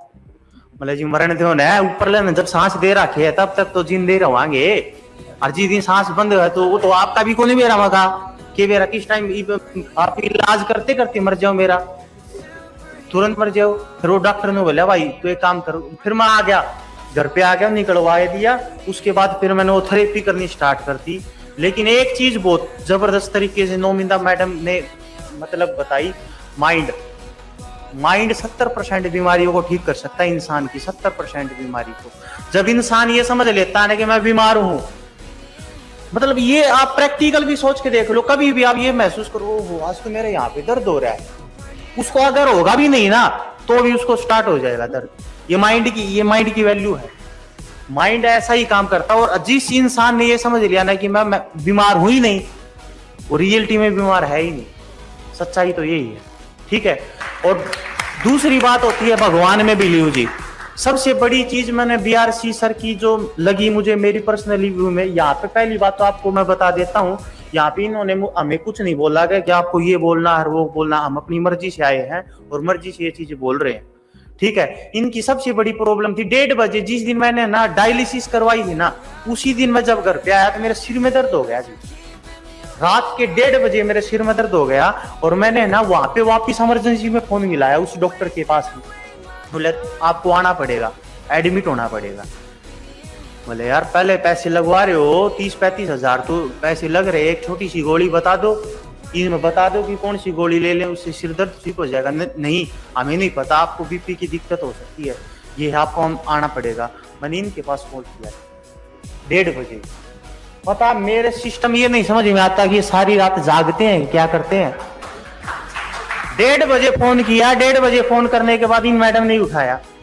मैडम उठाती है और बोलती है काम कर, देसी घी ले, थोड़ा सा यहाँ पे लगा, थोड़ा सा नाक में सूंघ ले। वो आधा घंटा के बाद मेरा सिर का दर्द हो गया ठीक। उसके चक्कर में मुझे जाके वहां पे एडमिट करना पड़ता।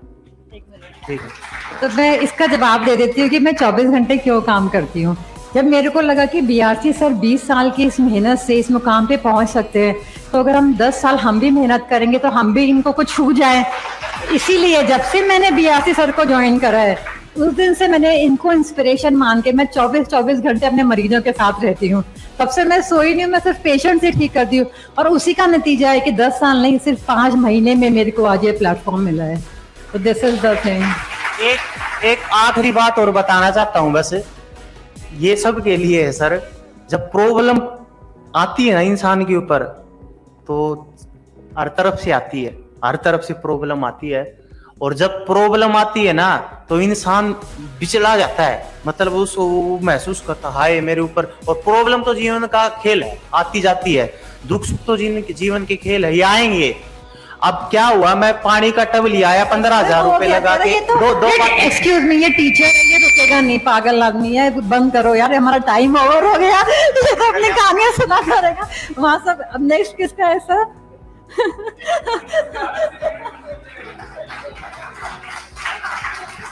एक सेशन विकास एक अलग से हम रखेंगे, राइट।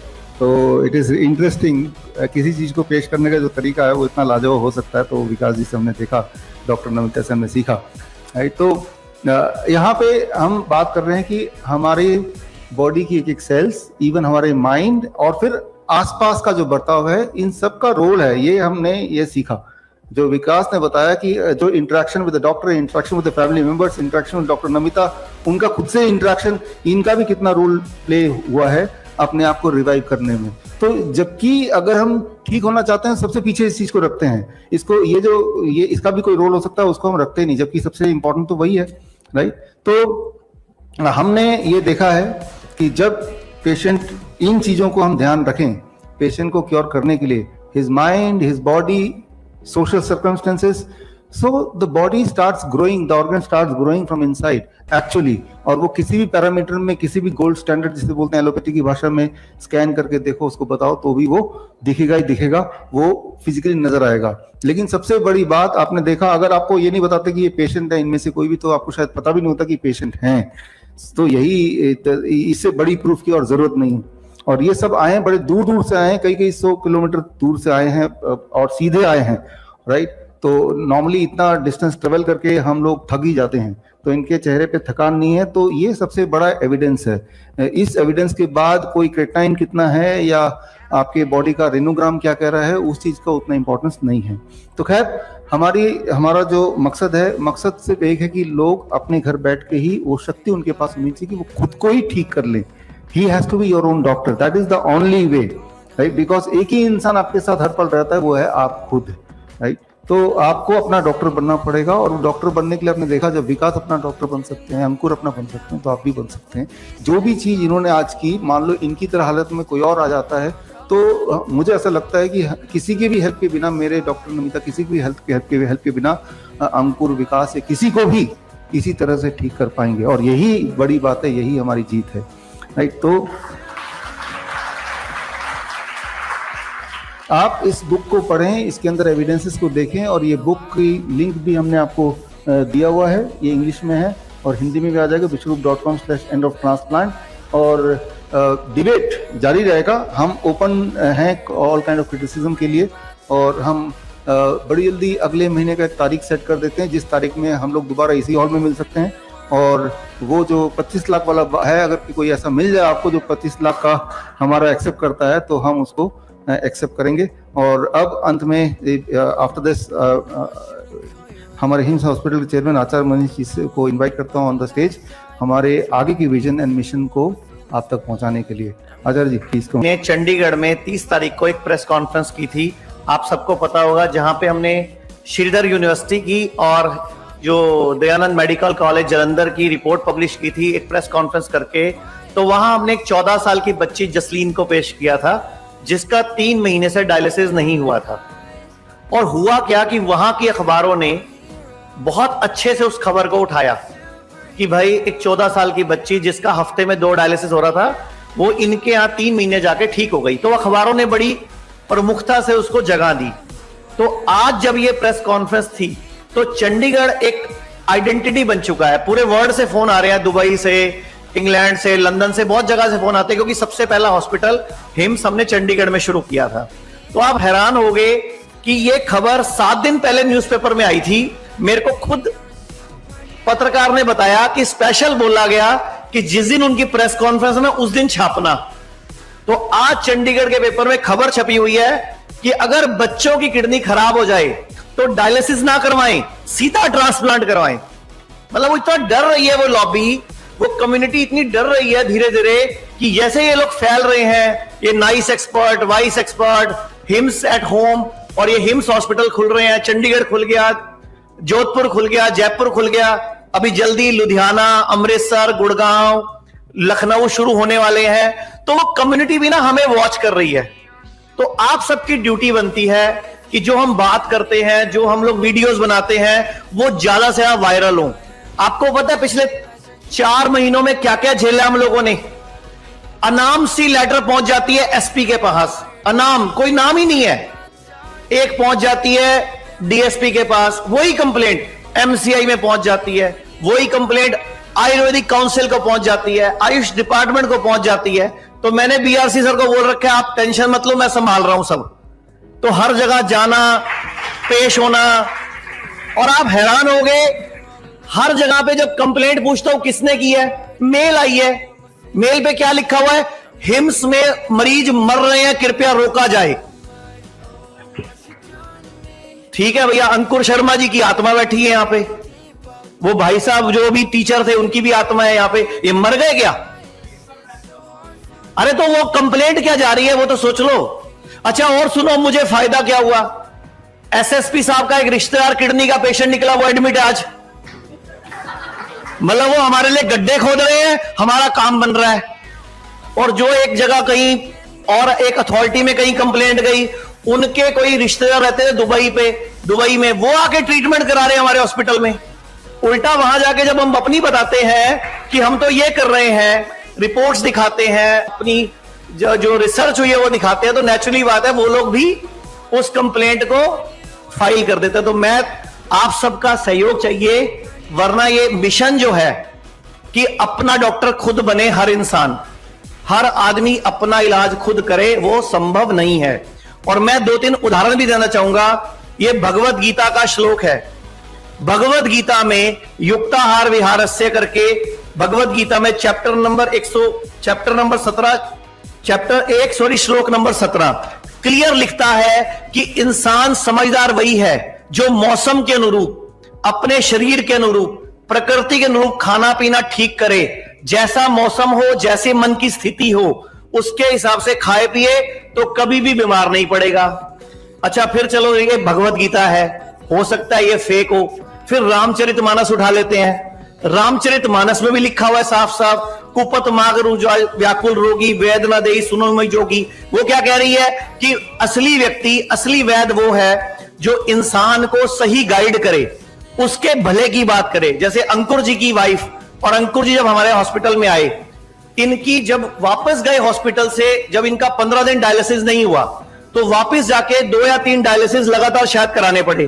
तो इतना एकदम प्रेशर आ गया। अच्छा मुझे भी टेंशन हो गई, नमिता मैम तो संभाल ही रही थी, मैं कहा वकील आदमी है, इसको तो एक्स्ट्रा केयर देनी पड़ेगी। तो मैंने खुद पर्सनल नंबर दिया अपना कि नमिता मैम से भी बात करते रहो, मेरे से भी करते रहो। तो जैसी कोई प्रॉब्लम आई, क्योंकि ये वकील है ना, वकीलों से डर भी लगता है भाई, तो ये, लेकिन ये अच्छे वाले वकील हैं, तो ये वकील साहब ने पूरा कोऑपरेट किया। आज कितने दिन हो गए अंकुर जी डायलिसिस बंद हुए हुए? मैं बीच में बाहर चला गया था। 14 अप्रैल के बाद आज अभी तक डायलिसिस नहीं हुआ, और देख लो कोई सिम्टम भी नहीं है। तो हम लोगों को भगवान भी मदद करता है। और मैंने इनको एक लाइन बोली थी, संशय आत्मा विनश्यति, यह भी गीता का श्लोक है कि संशय, शक मत करो। जब आप एक पैथी को कस के पकड़ रहे हो ना, तो फिर हर बात मानो। अब लोग क्या गलती करते हैं, 4 बातें हमारी मानते हैं, 2 बातें उनकी सुनते हैं, फिर 2 हमारी मानते हैं, 6 उनकी सुनते हैं, और फिर मिक्स करते हैं उनको आपस में। जबकि डॉक्टर विश्वरूप ने क्या बोला कि वो जो बता रहे हैं सब कुछ उसका उल्टा कर दो बस। तो ये हमारा मैसेज आप लोगों के माध्यम से ही पूरे देश में पहुंच सकता है। और मैं जितने भी नाइस एक्सपर्ट या जितने भी लोग ये यूट्यूब से या फेसबुक लाइव से देख रहे हैं, मैं बोलना चाहूंगा, आयुर्वेद कहता है धर्मार्थ काम मोक्षाणाम आरोग्य मलमूतमम, कि धर्म, अर्थ, काम और मोक्ष, ये 4 पुरुषार्थ हैं जो हमें प्राप्त करने हैं। इसीलिए हमें मानव जीवन मिला। ये मिलेगा ही नहीं, मोक्ष नहीं मिलेगा अगर जीवन आरोग्य में नहीं होगा। और वो लगे हुए दुनिया को बीमार करने में, और आप सब लगे हुए दुनिया को स्वस्थ करने में। तो मैं तो आप सबको हैट्स ऑफ करता हूं, सैल्यूट करता हूं कि पूरे हिंदुस्तान में ये nice expert, vice expert, diabetes educator, ये कोर्स कर करके अभी ये कोर्स चल रहा है हमारा वाइब्रेशन थेरेपी का। तो आप सब लोग दुनिया को स्वस्थ करने में लगे हुए हो। अब हमें इस टीम को बड़ा करना है, क्योंकि भारत की आबादी 140 करोड़ है इस टाइम, और हमें थोड़े से लोगों को अपनी संख्या बढ़ाकर इसको पूरे विश्व में फैलाना है। तो मैं आपको बता देता हूं, अभी चंडीगढ़, जयपुर और जोधपुर में 3 हॉस्पिटल चल रहे हैं हमारे।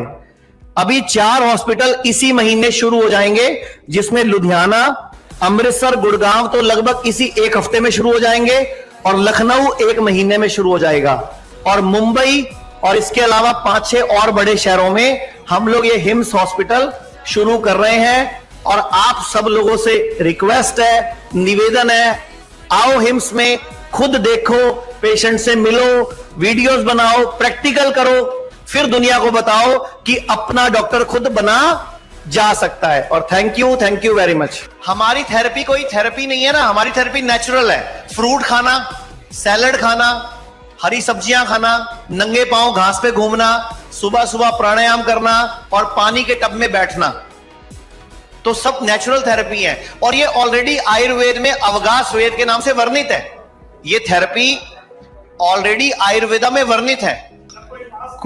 कोरोना से बचने का सबसे आसान, सबसे इंपॉर्टेंट तरीका है, आप टीवी मत देखो, आपको कोरोना नहीं हो सकता। राइट, मैं तो बोलता हूं ये कि जिसको भी लगता है कोरोना है, और जिसको भी है, आप सबको मैं अनाउंस कर रहा हूं ऑफिशियली कि मैं उस पेशेंट के साथ रहने को तैयार हूं बिना मास्क लगाए। राइट, साथ में बैठ के खाने को तैयार हूं। और हमने किया हमारे कोविड सेंटर में, हम उसे फ्लू सेंटर बोलते हैं, एक्चुअली कोविड सेंटर बोलते भी नहीं है।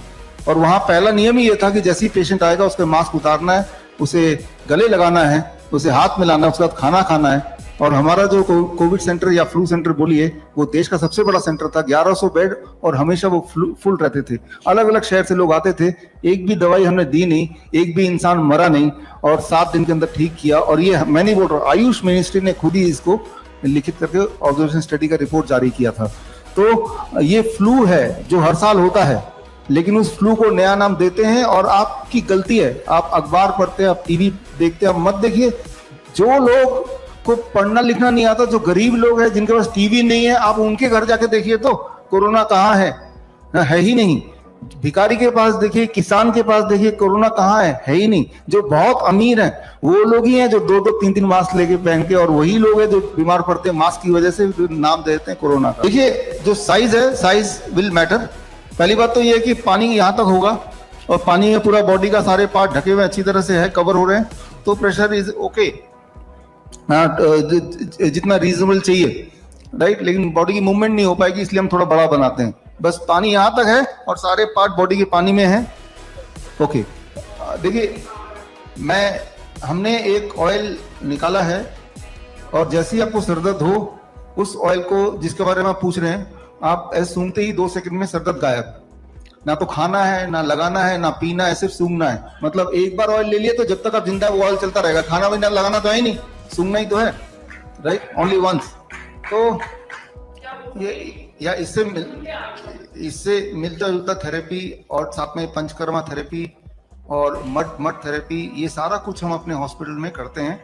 और जो हॉस्पिटल नहीं आ सकते उनको हम बताते भी हैं। तो यू आर राइट कि उसका भी इफेक्ट है।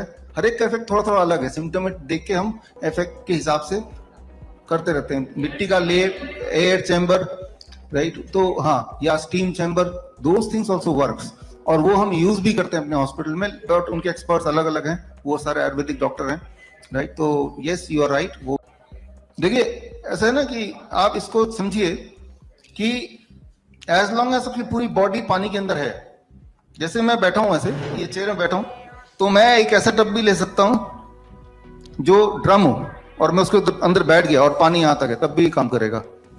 लेकिन यहां ज्यादातर हमने जो दिखाया है ना, हमने ये पोस्चर दिखाया है, क्योंकि मुझे लगता है इस पोस्चर में आप लंबे समय तक बैठ सकते हैं। अगर टांगे मुड़ गई तो बैठ, हाँ नहीं, अगर वो पानी के बाहर है मुड़ने के बाद तो कम असर होगा। Every part of the body till here should be inside the water. आप कैसे भी बैठ जाओ, पलटी मार के बैठ जाओ, लेकिन पानी के अंदर होगा तो असर ज्यादा होगा, और नहीं होगा तो असर होगा कम हो। स्टीम बाथ भी फायदेमंद होता है। दोनों में फर्क क्या है कि स्टीम बाथ में, जैसे इसको मैंने 2 घंटा बोला, या फिर वो 8 घंटा, और 8 घंटा फिजिबल नहीं है, इसलिए हम स्टीम बाथ बोलते नहीं हैं। लेकिन स्टीम बाथ अगर आप नेचुरली रोज लें, जैसे फिनलैंड है, ऐसे देश हैं जहां स्टीम बाथ एक कल्चर का पार्ट है रोज करना, तो वहां पे किडनी की प्रॉब्लम कम है। राइट, तो steam bath is very good. लेकिन थेरेपी वाइज ये इफेक्टिव है 4 time more than steam bath. समझ गया?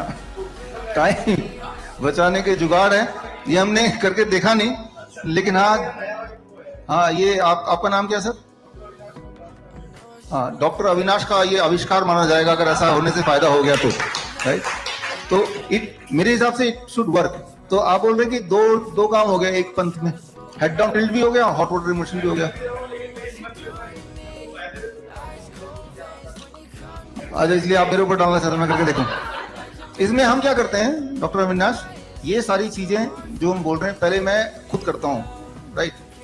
Even though you are healthy, आप सब लोग एक बार बाद टब में खुद बैठ के देखेंगे तो आप देखेंगे कि आधे घंटे ज्यादा बैठना बड़ा मुश्किल हो जाएगा। Even if you are healthy, धीरे धीरे आपकी कैपेसिटी बढ़ती है। तो पहले तो हम खुद ही करके देखेंगे तो हमें आइडिया हो जाएगा how you feeling. From there we can go closer and then हम रिक्वेस्ट करते हैं अपने जो सर्कल में पेशेंट्स हैं जो हमारे को फेथ करते हैं या जो एक्सपेरिमेंटल हैं दिमाग में, तो इस तरह थोड़ा थोड़ा आगे करके बढ़ते हैं, बट इट शुड वर्क। आप सही कह रहे हैं, अभी डॉक्टर अनवर ने भी यही बताया कि वो संस्कृत का है, लेकिन उसको जब ट्रांसलेट किया गया तो हमारे अर्थ ही सारे बदल गए, और जब अर्थ बदल जाएगा, नींव फाउंडेशन ही खत्म हो जाएगा तो दिक्कत आएगी।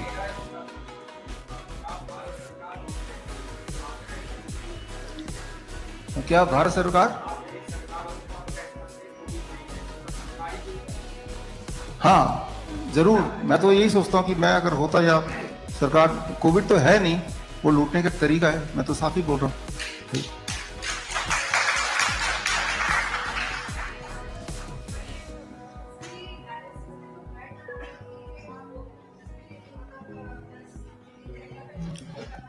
हाँ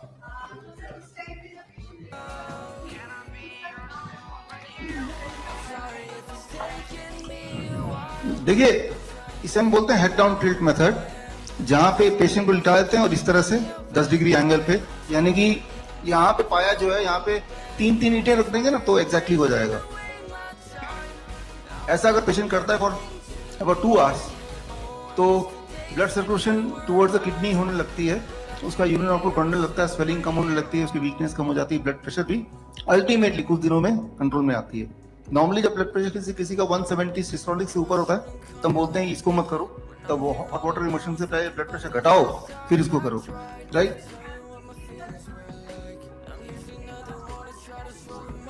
यही एक मॉनिटर करना है कि वो अनईजी जैसे फील करता है तो उसको बोलना कि आप डिसकंटिन्यू कर दो। अनईजी आप खुद भी लेटेंगे जबकि हम स्वस्थ हैं, तब भी हो सकता है हम अनईजी फील करें तो हम डिसकंटिन्यू कर दें।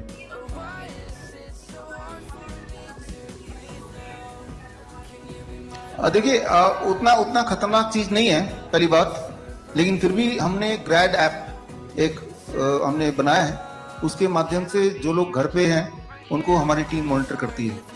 पहली बात तो हम ये बोलते हैं कि थोड़ा कॉन्फिडेंस रखिए, ये it is very safe, right? Because हमारा गोल ही है कि आप अपने आप ही ठीक हो, ना कि हमारे किसी भी तरह के असिस्टेंस से। लेकिन असिस्टेंस के लिए हमने ग्रैड ऐप बनाया है और उसमें पेशेंट उस ऐप में डालते हैं ताकि वो जब चाहे वो हमें कांटेक्ट कर पाए और हम जब चाहें हम उनकी स्थिति जान पाए। डिसकंटिन्यू आधे घंटे में डिसकंटिन्यू किया, दिन में 4 बार किया आधे घंटे, अच्छा 2 घंटा हो गया।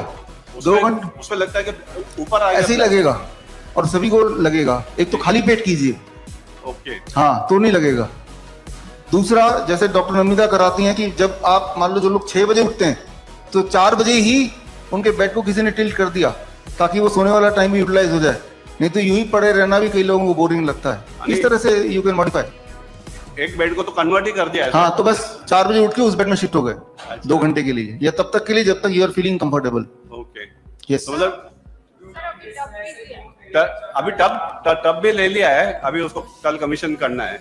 यस, हमारे बहुत सारे कैंसर पेशेंट्स हैं जिनको हम hot water immersion and diet दे रहे हैं एंड दे आर वेल, तो ये घर पे भी आप कर सकते हैं। तो यस, कीमोथेरेपी छोड़ के ये कर सकते हैं या करना चाहिए। सर जी, क्या हम किडनी पेशेंट को कट स्नान दे सकते हैं?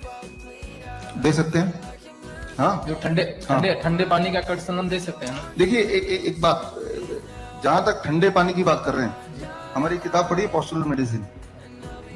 ठंडा पानी, बहुत ठंडा पानी, नॉर्मल पानी तो ठीक है, लेकिन जब ठंडा होता है ना, normal temperature come, it can shut the kidney को स्विच ऑफ भी कर सकता है इमीडिएटली ठंडे पानी से, जितने आपको कंफर्ट नहीं है। नॉर्मल पानी की बात नहीं कर रहा, तो गर्म पानी स्विच ऑन द किडनी, ठंडा पानी स्विच ऑफ द किडनी, ये इतना ध्यान। हाँ, नॉर्मली बीपी इसमें पहले ऊपर ही जाएगा, अगर ज्यादा ऊपर जा रहा है कंफर्ट डिस्कंफर्ट लगेगा, फिर छोड़ दीजिए इसको।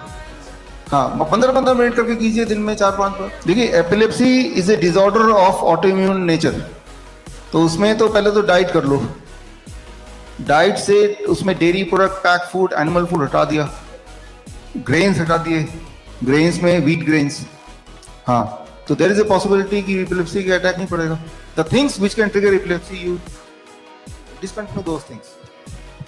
हाँ, एक पेशेंट हैं जिनका 250 से नीचे डायबिटीज आता ही नहीं, 250-300, चाहे कुछ भी कर लें आप, नेचुरोपैथी कर दें, डाइट कंट्रोल कर दें, औषधि दे दें, तो भी कुछ नहीं होता उनका।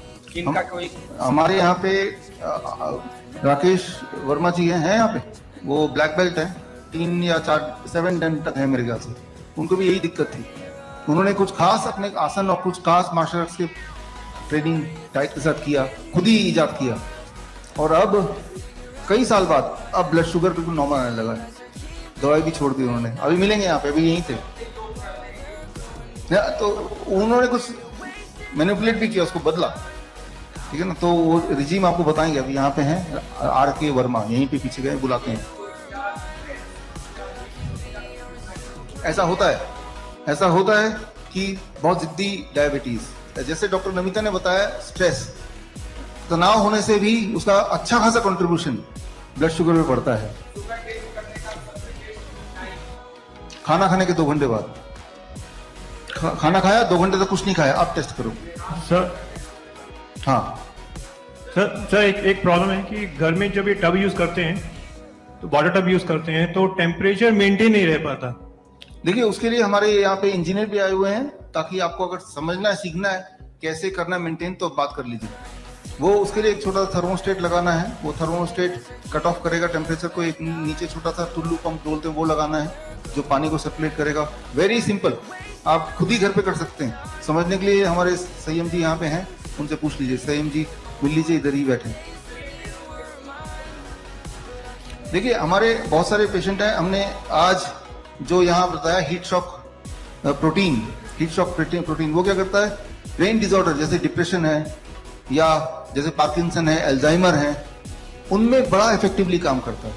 बल्कि यही अभी प्रेस कॉन्फ्रेंस से पहले ही आप मिले थे हम में से कोई, जो पार्किंसन पे आप ही काम कर रहे हैं ना, हाँ, गोरखपुर में आप हैं, तो पार्किंसन अभी ठीक है, इन्होंने हॉट वाटर इमर्शन में बैठ के ठीक होता है,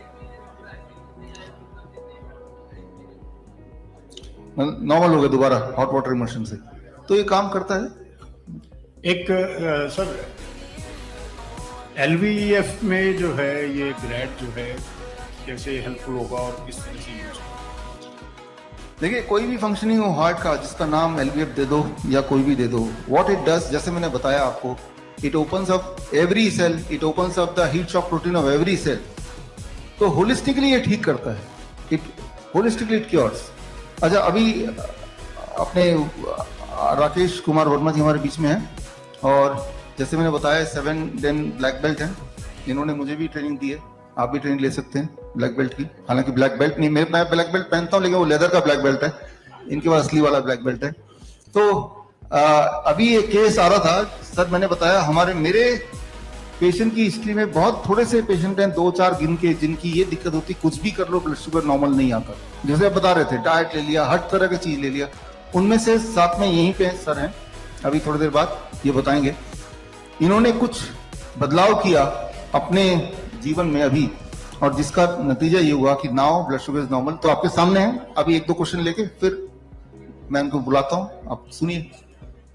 नहीं सर, इंजेक्शन फ्रैक्शन में यही तो है, थेरेपी देते हैं सर। हाँ, एक बात मैं बता दूं, इसमें जो कार्डिक आउटपुट है इमीडिएटली 20% इंप्रूव बढ़ जाता है while you are sitting. Pulse बढ़ जाता है, कार्डिक पल्स तो आप तभी देख सकते हैं, कार्डिक आउटपुट 20% बढ़ जाता है। And when you keep on doing for few days, then it sustains.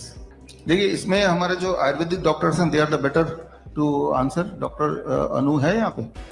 नहीं, अभी बैठे थे, आपके साथ ही बैठे थे, उनसे पूछिए। सर, मेरा है, इन केस मान लो कार्डियक में कुछ फंक्शनल डिसफंक्शन हो, लाइक ASD, BSD, आर्टरीज में सब प्रॉब्लम हो, तो उसको विदाउट मेडिसिन ठीक करना है कि उसको ओपन हार्ट ही करना पड़ेगा? हाँ मुझे भी है, पता है, I know. आपको पता है ना। तो देखिए मेडिसिन तो कोई है नहीं, मैंने ये देखा है right, including my own experience, कि ऐसे जो बच्चे जो मिलते हैं उनको हम बोलते हैं कि beside DIP diet citrus fruit, मौसम्बी है, संतरा है, पाइनएप्पल है, ये रोज खिलाओ, और बच्चा नहीं खाना चाहता तो पिलाओ fresh juice along with the diet, DIP diet. जब ऐसा करते हैं तो याद रखिए हमारा हार्ट इतना फ्लेक्सिबल है कि वो होल वो भरने लगता है किसी भी एज में, छोटे में भी देखा हमने, या जिनका वीएसडी एएसडी डिटेक्ट होता है एट द एज ऑफ 60, वो भी हमने देखा। हाँ वो तो है, जो सिट्रस फ्रूट जूस है, सिट्रस फ्रूट हमने देखा, जो कोविड बोल रहे हैं आप, जिनको फ्लू में हमने देखा कि सिट्रस फ्रूट कितना जबरदस्त तरीके से काम करता है राइट। और बीट रूट जो है ब्लड की तरह ही दिखता है, वो भी कितना अच्छा काम करता है राइट। तो definitely these are wonderful food, wonderful fruits, जिसको उतना ध्यान नहीं दिया गया, उसको उतना रिकमेंड नहीं किया गया। Apple a day keeps the doctor away, एक स्टेटमेंट दे दिया, ध्यान है कि बस एक ही खाना, इससे ज्यादा नहीं खाना। हाँ ये भी लोग सोचते हैं फिर, और फिर वो फ्री हो जाता है, मैंने एक एप्पल खा लिया, अब मैं कुछ भी खा सकता हूँ right. So that is a wrong statement. Doctor साहब, नहीं, लेट द बॉडी प्रोड्यूस। जैसे मैं, जो बॉडी बनाता है ना, बॉडी उसी को यूज कर सकता है। मेरी गाड़ी का कोई पुर्जा खराब होगा तो मैं उस कंपनी का ही स्पेयर पार्ट लूंगा, बाहर का नहीं लूंगा right. Let the body produce. और जो मैंने आपको बताया heat shock protein, that is theoretically how it is explained right. न जाने और क्या क्या हो रहा होगा जिससे हम ठीक हो रहे हैं ultimately, that is one of the explanation only right. ऐसा नहीं कि सिर्फ हीट शॉक प्रोटीन ही सब कुछ कर रहा होगा, that must be many more explanation. और बहुत सारे एक्सप्लेनेशन मैंने इस किताब में भी आयुर्वेदिक पर्सपेक्टिव से भी डाला हुआ है, वो आप देख सकते हैं। That is one of the thing, keeping in mind limited time. सिर्फ एक ही चीज को हमने आज छेड़ा है। लास्ट क्वेश्चन, अलग से बैठते हैं, अलग से नहीं, हम तो नहीं बोलते, हम तो ये बोलते हैं सिम्टोमेटिकली आप देखो, अपने डाइट को ठीक करो या इस तरह की थेरेपी करो, body will do it needful. हमें डायग्नोस करने की जरूरत नहीं कि कौन सा वायरस है या बैक्टीरिया है भी कि नहीं, हमें तो ये पता है कि हमें डिस्कम्फर्ट है, हमें दर्द हो रहा है, हमें ये पता है फीवर है, हमें पता है हेडेक है, हमें पता है पेट फूला जा रहा है, हमें पता है सूजन है, ये दिख रहा है। उसके पीछे का कारण हमें पता करने की जरूरत नहीं है, हमने सिर्फ बॉडी को एग्जैक्ट न्यूट्रिशन दे दिया, हमने बॉडी को एनवायरनमेंट दे दिया, अब बॉडी ठीक करे right. Let the body do. ये पैथोलॉजी हम नहीं रिकमेंड करते कभी भी किसी भी पेशेंट को कि आप ये ट्यूबरकुलोसिस का टेस्ट कराओ या कोविड का टेस्ट कराओ, वी नेवर से। हम तो उल्टा बोलते हैं ये टेस्ट की जरूरत नहीं है, टेस्ट तो ऑलरेडी हो चुका है, क्योंकि आप बता रहे हो आपको दर्द है, मतलब यही टेस्ट है। आपको डिस्कम्फर्ट है, मतलब यही अपने आप में डायग्नोसिस है। उसके बियॉन्ड जो डायग्नोसिस करेंगे पैथोलॉजिकली, वो उसका कोई मीनिंग नहीं है, क्योंकि डायग्नोसिस कुछ भी हो, हमारे पास हथियार तो यही है ना, तो ये हथियार वैसे ही कर लो। वेस्ट प्रोडक्ट में निकालते हैं आप, ये this is the last explanation. जैसे ये पानी है, जैसे आदमी जो बैठता है और इसके बाद दोबारा हम इस पानी को चेक करेंगे तो इसमें उस इंसान का excess creatinine, excess sugar, excess uric acid, urea, जो भी चीज, पोटेशियम, जो भी चीज फालतू बॉडी में थी वो स्किन के रास्ते पानी में घुला मिलेगा। लेकिन हमें नहीं पता इनमें से किसका क्या एक्सेस है राइट। हमें खुद इंटरफेयर करके पोटेशियम को घटाने की अलग दवा वो नहीं करने की जरूरत है। Let the body decide. Fluid ज्यादा डिपॉजिट है तो वो सूजन कम मिलेगी, फिर हम दोबारा बॉडी का वेट करते हैं उसी इंसान का, 2 घंटे पानी बिठाया पेशेंट को और फिर दोबारा वेट करते हैं, और हर बार हम देखते हैं 500 ग्राम से लेके 1 kg, कई बार 2 kg भी कम होता है। यानी कि वो 2 kg जो वेस्ट था, जिसे आप टॉक्सिन बोल रहे हैं, वो निकल गया। आप भी करके देखिए, 2 घंटे बाद बाहर निकलेंगे, चाहे आप कितने भी हेल्दी क्यों ना हो, आप दोबारा वेट करेंगे तो पहली बार जब करेंगे तो 500 ग्राम वेट घटेगा, अगली बार करेंगे 300 ग्राम घटेगा अगले दिन। तो यानी कि जो टॉक्सिन है वो हमें नहीं पता कौन सा कहां पे कितने मात्रा में है, हमने इस फॉर्म में रख दिया, let the body do it. और हमें कैसे पता चल रहा है कि टॉक्सिक बॉडी से निकले? एक तो वेट घट रहा है, और वो भी छोड़िए, हमारे सिम्टम ठीक हो रहे हैं क्या मेरी आर्थराइटिस ठीक हो रही है, क्या मेरी वीकनेस चली जा रही है, बस that is the main thing. जो मेरी डिस्कम्फर्ट ठीक हो रहा है सब ठीक, मेरे डिस्कम्फर्ट बढ़ रहे तो सब गड़बड़। तो विद दिस हाँ देखिए, दुनिया में जो सबसे अच्छा एक्सरसाइज है वो स्विमिंग को इसीलिए माना गया है, लेकिन जो बीमार इंसान है, क्योंकि वो स्विमिंग नहीं कर सकता है, तो this is the second best thing. खुलती है, हर बार खुलती है। आप इस बुक में पढ़ेंगे ना तो ये सारे सवालों के जवाब है, but to answer is yes. So मैं आपका अनुभव चाहूंगा, बिना रोटी, बिना दाल, बिना दूध घी और बिना तेल के लाइफ टाइम दिया जा सकता है। हम करते हैं ना, आपके सामने बैठे, अनुभव बताए, आप आइए हमारे घर। तो with this I conclude today. सवाल ये था आपके एब्सेंस में कि ऐसे पेशेंट डायबिटीज के जिनका ब्लड शुगर घटा ही नहीं, तो मैंने कहा कि आप जवाब दे सकते हैं मुझसे बढ़िया। ठीक है। नमस्कार सभी को। और डॉक्टर साहब के कुछ रेयर केसेस हैं मेरी तरह, और मैं पिछले 45 ईयर से स्पोर्ट्समैन रहा हूं और बहुत एक्सरसाइज वगैरह की मैंने, लेकिन तब भी मैं डायबिटिक हो गया था। तो मेरे को यही समझ में आया कि बिना डाइट के अगर कोई अकेला एक्सरसाइज करता रहता है तो तब भी वो बीमार हो सकता है। तो दोनों का कॉम्बिनेशन है आपस में।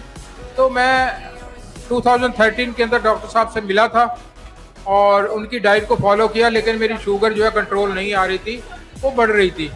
तो अब प्रेजेंटली मैंने इसके साथ एक्सरसाइज को जोड़ा, और आज की डेट में डाइट और एक्सरसाइज ये दोनों बहुत ज़रूरी हैं। यही मैं कहना चाहता हूँ। कोई अगर ये सोचता है कि मैं एक्सरसाइज बहुत ज़्यादा करता हूँ, डाइट फॉलो नहीं करता हूँ, तो वो ठीक नहीं हो सकता, वो बीमार होगा ही होगा। आप देखते हो कितने स्पोर्ट्समैन जो है, कोई कैंसर से मर रहा है, कोई कैसे मर रहा है। तो ओवरऑल मैं यही आपसे कहना चाहता हूँ कि डाइट के साथ एक्सरसाइज एक्सट्रीम। मैं जितनी प्रोटीन आज की डेट में मैं लेता हूँ या मैं कैलोरीज लेता हूँ, उतनी ही मैं एक्सरसाइज के द्वारा बर्न कर देता हूँ उसको। तो मैं फिट हूँ, बिल्कुल ठीक हूँ। Thank you very much.